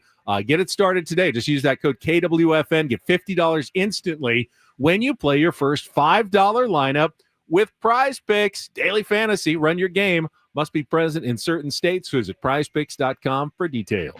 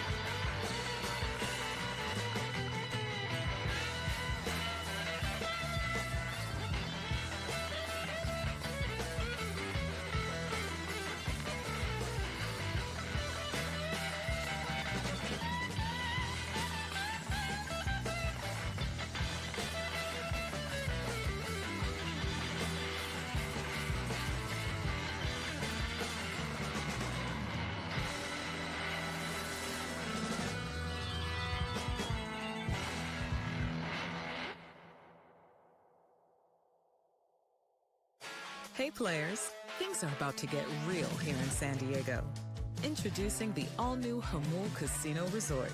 With a 200-room hotel tower, exciting new eats and drinks, plenty of new places to play, and a luxe spa and salon. Hello, rooftop pool and deck. It's where players can play their hearts out and enjoy all the perks that come with it. It gets real this summer at the all-new Hamul Casino Resort, the players' place.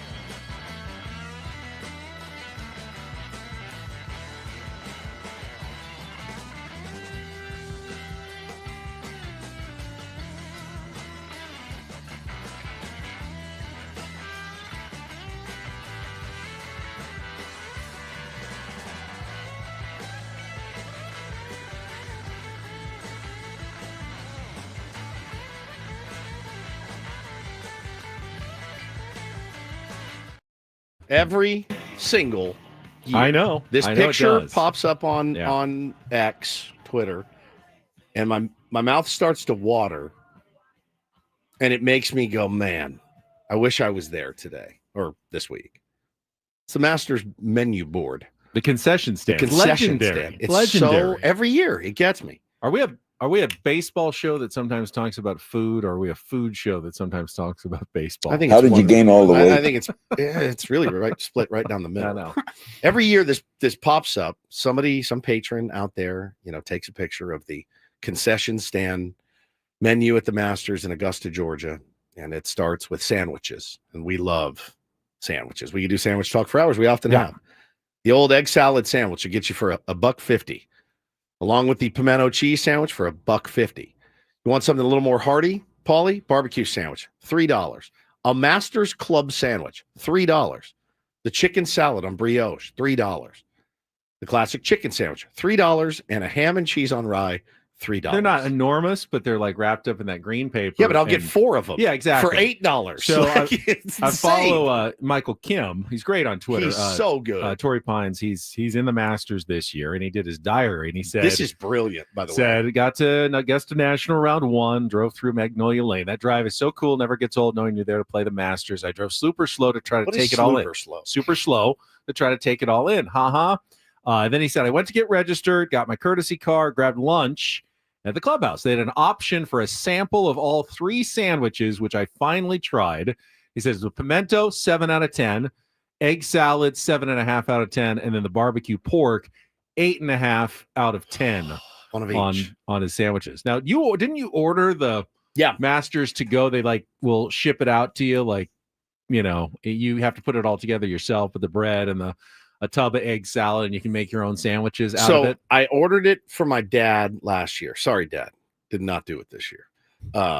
Hope you enjoyed it. I didn't get a lot of feedback from him. I think he liked it, but I'm not sure. every gift we've ever given him, he just puts in a drawer anyway.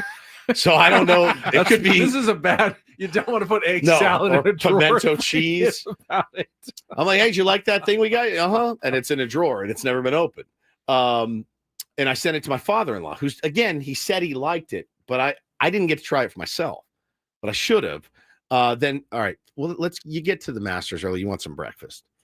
You know, fresh cup of coffee, $1.50, a chicken biscuit for $2, a breakfast sandwich for $3, a blueberry muffin for $1.50, and fruit for $2. My problem is these prices are lower than the vending machine we have down the hall with so many more options. Yes. And then, you know, your water, your beer's $5, iced tea's $2. You go down the line. Most expensive menu item, $6 glass of Chardonnay, Ben. You get to snacks, Paulie. You want some chips? $1.50. Peanuts, $1.50. A mini moon pie for $1. Cookies for $1.50, and the Georgia pecan caramel popcorn. I've heard that's famous and legendary for $1.50.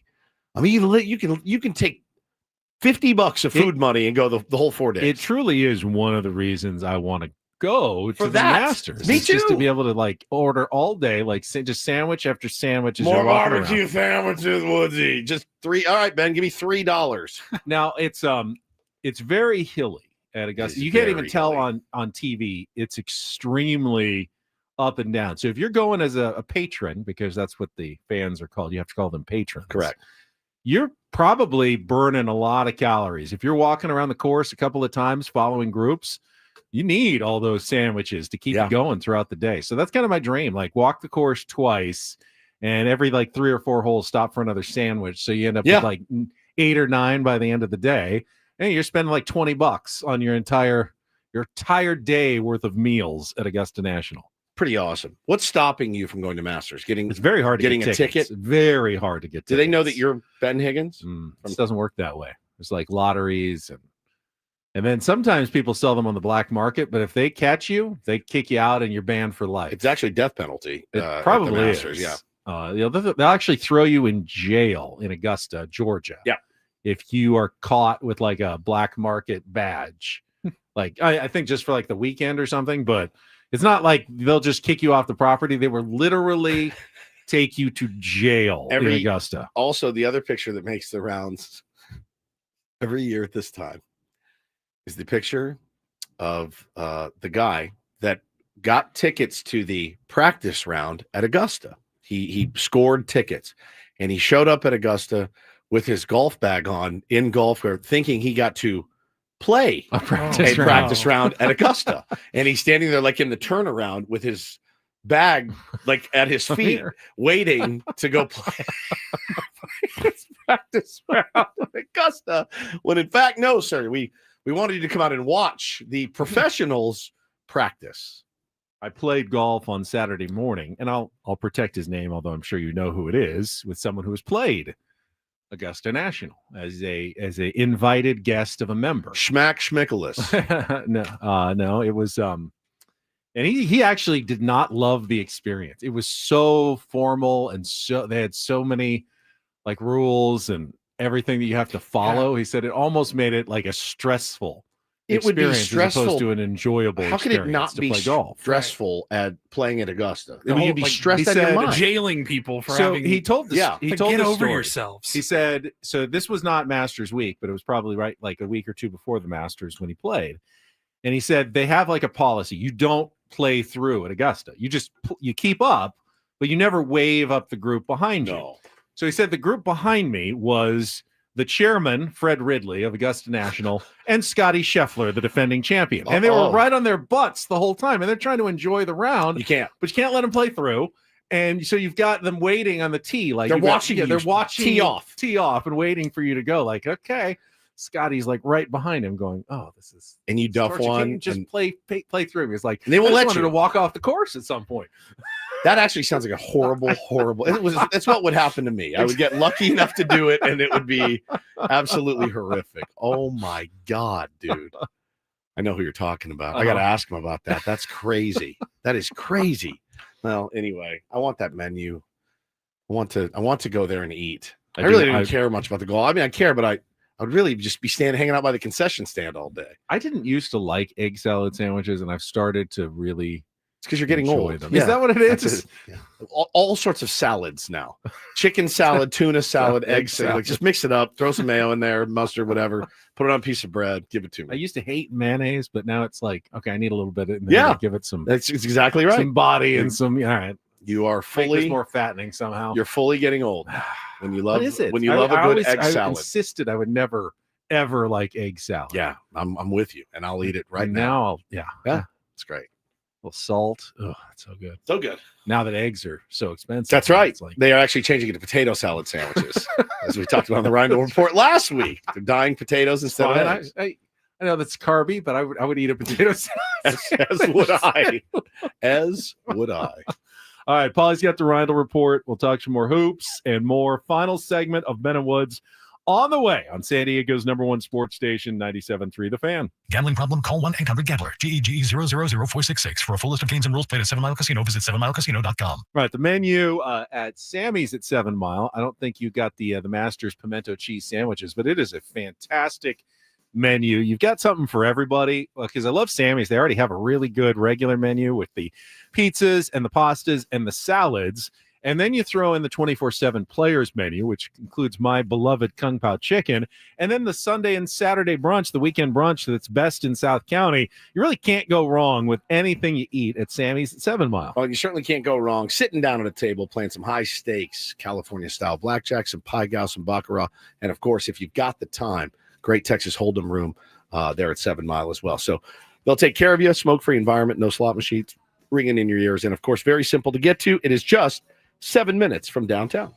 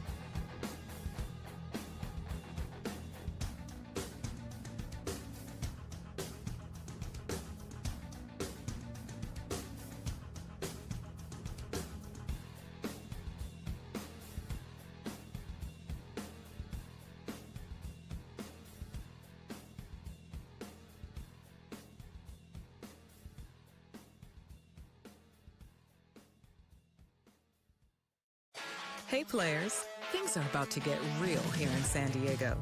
Introducing the all-new Hamul Casino Resort. With a 200-room hotel tower, exciting new eats and drinks, plenty of new places to play, and a luxe spa and salon. Hello, rooftop pool and deck. It's where players can play their hearts out and enjoy all the perks that come with it. It gets real this summer at the all-new Hamul Casino Resort, the players' place.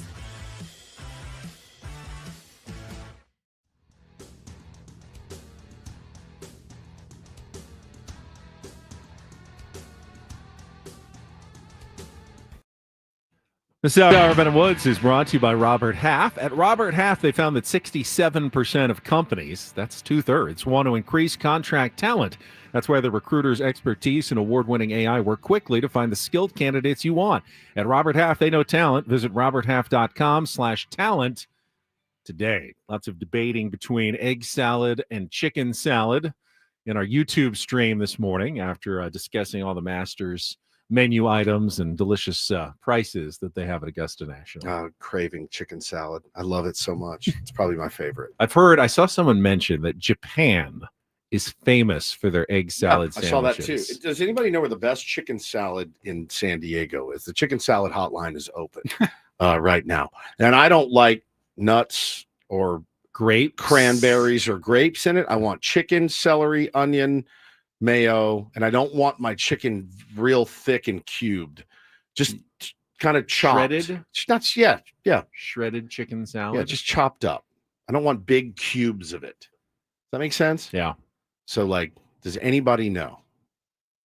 Gus says Albertsons. What is Albertsons? Vaughn's? Albertsons is Albertsons. I don't have an Albertsons. You've never heard of I've heard of Albertsons. it, but I thought Albertsons was Vaughn's. I think Albertsons was Ralph's. And now it's Albertsons. I think Albertsons is Albertsons. Well, Ralph's is by my house. Is that not Is there Albertsons? still a Ralph's? There's still a Ralph's. Ooh, Sprouts. Okay. All right. There's Vaughn's, Ralph's, and Albertsons, actually. Who was Vaughn, anyway? Vaughn Miller. Now I'm turning into you. Just naming all the famous Vaughns. Lindsey Vaughn. Vaughn Hayes. Ricky Vaughn. Ricky Vaughn. Different spelling, but Stevie Ray. Yes, named after Stevie Ray Vaughan. There's no apostrophe, so what does it even mean? Yeah. Vaughn. Who the F is Vaughn? Who are you, Vaughn? Show yourself. How many Vaughns are there? Is this multiple Vaughns all at once? I need the best chicken salad in town, and frankly, I need it close to the office or close to my house, and that's just one of the two. Because I fiend for it, and I don't. See if Adam will go down to the deli, the new cafe downstairs, and see if they have one. We had lunch together there on Friday, the three of us, after spending all that time together. I've had before. I think the Garden State Bagel does a pretty good chicken salad on a bagel sandwich. If you don't mind, I don't want bagel instead of bread, though. I don't want a bagel sandwich. I just want a regular sandwich. Well, just a thought. All right, let's check traffic, and then Paulie will finish us up with some Reindl Report headlines coming up next year on The Fan. From the Saboba Casino Resort Traffic Desk, K-Frog Traffic. What the hell is that? That's That started here with our today's edition of the Reindl Report. Now tuned into the greatest. Welcome to the Reindl Report with Paul Reindl. Hi, Paul. All right. 2 stories from the world of sports that we haven't gotten to yet. We'll start off in Major League Baseball. And 1 story that you didn't know you needed. Are you laughing, biatch? It's the Reindl Report Hey, Paul, how you doing? Okay, how are you? on 97.3 The Fan. Are you ready to bless the mood? I need some help, please. That was good. Can I get a yeah? Oh, yeah. All right. All right, just got to go back for a second here. So that was not Kelly's traffic. yeah, I don't know exactly what happened there. But the way our traffic is done is Kelly from her studio uploads it into our system and it updates automatically for me, and we just press play and you hear it. There was a glitch in the matrix because that was a K-Frog traffic update up in Riverside County. Okay. You've heard Owned Vicky, by Odyssey. Yeah. Vicky Pepper. She fills in for Kelly down here in She San does the Diego. traffic up She there. does all their traffic. So that was that. It looks like it was uploaded on February 26th 2024. Okay. At 9:34 in the morning. Wait, so this is over 14 months old. traffic from Riverside. Yes. I kind of want to hear it now. I kind of do too. See how it is. Is it still there, Paulie, or did you If get rid give of me it? 1 second, so I can add it. I mean, we were about to play a 14-month-old traffic report Yep. from a different city. That's crazy. Technology. Oh, is now it wild. has updated. All right, All good. right. Never mind. All We right. want to do the regular traffic report. No, yeah, maybe Why go not? ahead. Kelly, Do a what do you got service. for us? Go ahead. Whenever you're ready. You know what? Never mind. It's not Paulie, working. just get to the round the report headlines. Yeah. This is giving me a nightmare. All right. Thank you for that, Kelly Danick and Vicky Pepper. It's just so smooth. Yeah, it really It's a smooth transition. super fun to figure it all out On the fly. while you're on the air on the fly. All right, I want to start in Major League Baseball as we tend to do. Docuseries coming out tomorrow on Netflix that I'm very excited about. Finally. I saw so many promos for Apple TV's World Series documentary between the Dodgers and the Yankees from last year, and I go, no, I'm good. I don't even need to see a trailer. I will not be watching that. Yeah, I'm good. However, Netflix tomorrow is premiering The Clubhouse, a year with the Red Sox, and I did see one promo coming out. One of the players' like cars wasn't starting, and they had like their flashlights on their phones. They're trying to figure out how to fix this car, and they're calling for AAA. So it really is like the entire season. You're going to see it all behind the scenes, on the field, off the field, in the clubhouse, traveling, etc. It looks great. Can't wait, man. It's been a long time coming. And I was reading on ESPN here, Jaron Duran has a very serious moment. I don't know what episode or when you will see this in the docuseries, but he talks openly about the struggles and the attempt of taking his own life Gross. after getting to the big leagues and not succeeding. Essentially, just you pour your whole life into it and it wasn't going well. And he says in this documentary, there are quotes here, he says, I was already hearing it from the fans, Duran says, and what they said to me, it was like, I've told myself 10 times worse in the mirror. That was a really tough time for me. I didn't even want to be here anymore. I got to a point where I was sitting in my room. I had my rifle and I had a bullet and I pulled the trigger. The gun clicked, but nothing happened. So this day, I think God just didn't let me take my own life because I seriously don't know why it didn't go off. I took it as a sign of I might be here for a reason. So that's when I started to look myself in the mirror after the gun didn't go off. I was like, do I want to be here or do I not want to be here? That happened for a reason. And obviously you're here for a reason. So let's be the way you want to be and play the way you want to play and live the way you want to live. That's, staggeringly open, honest, all of it. The looking at telling yourself in the mirror, I've heard 10 times worse. I've said 10 times worse things about myself than you could ever say. Doesn't mean it didn't get to him. It did. And he wasn't, it absolutely terrible. No, he's trying to figure it out, man. He He's a was young 28 player. when he broke into the majors in 2021. Cool. He went 215 with 10 RBIs in 33 games.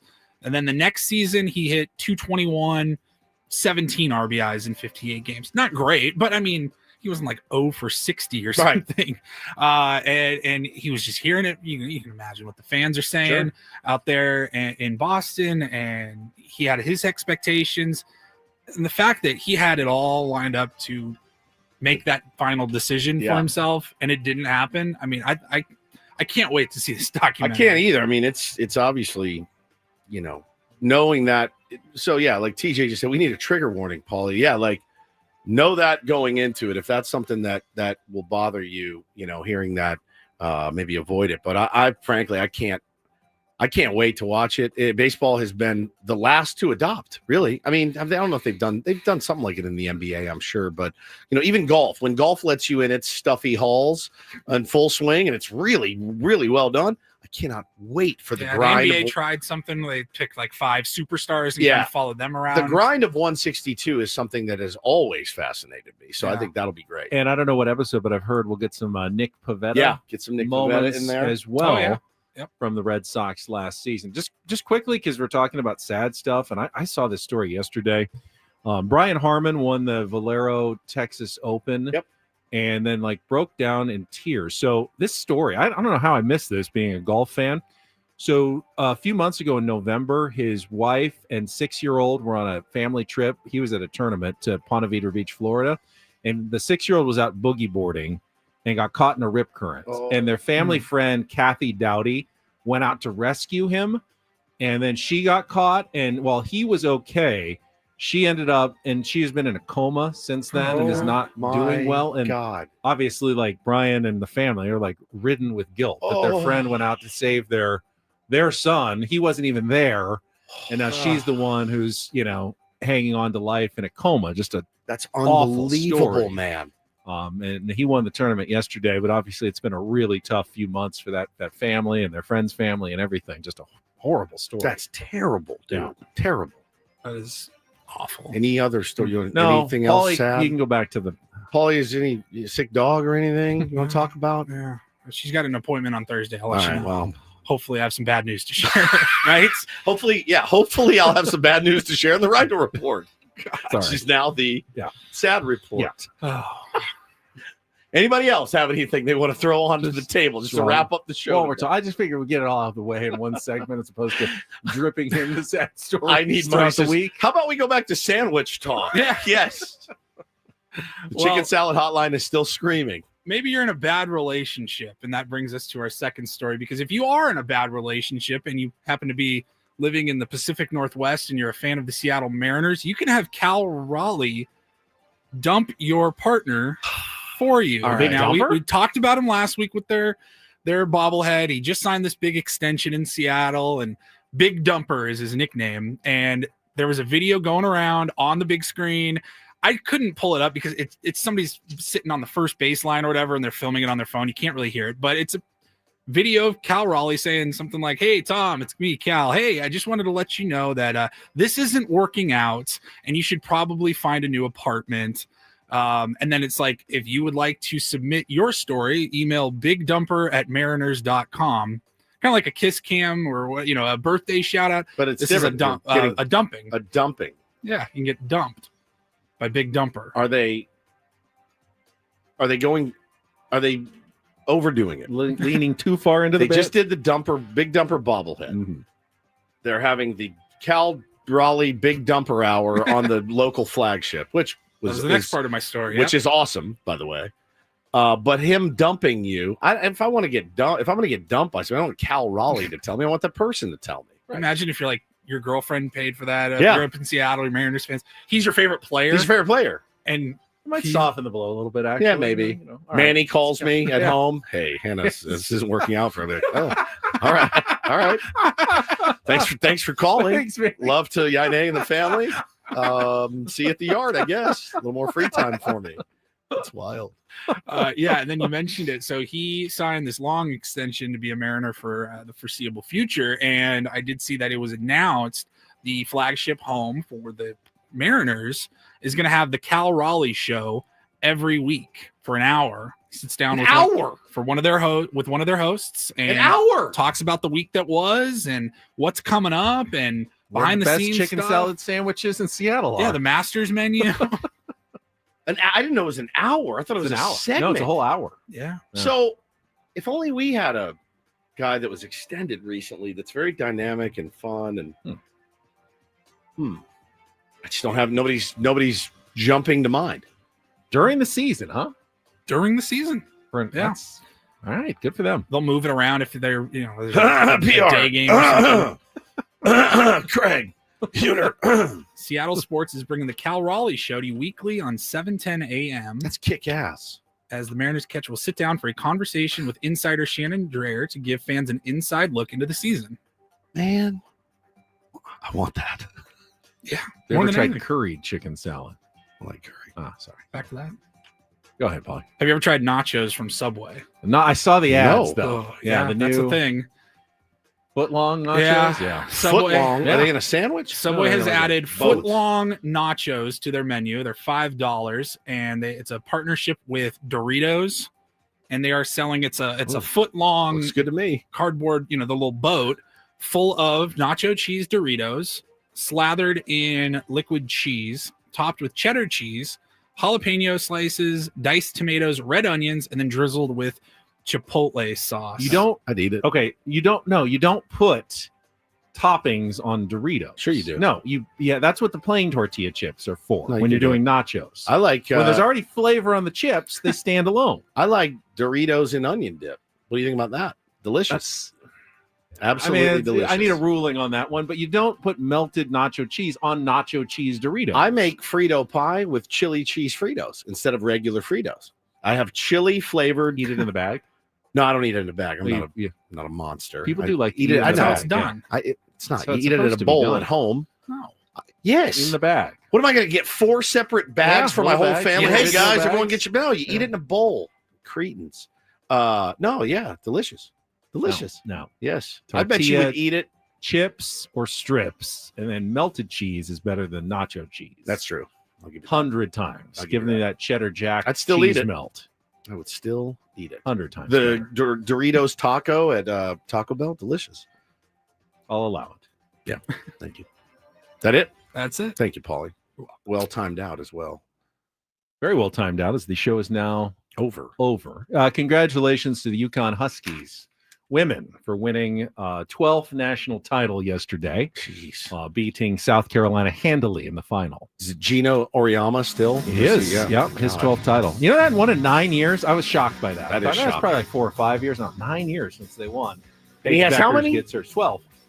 12 titles. All right, that's it for us. Braden Sprendich Show is coming up next for our executive producer, Paul Reindl, and Stephen Woods. I'm Ben Higgins. We'll talk to you tomorrow morning at 6 a.m. right here on San Diego's #1 sports station, 97.3 The Fan. Enjoy the rest of your Monday, everybody. So long.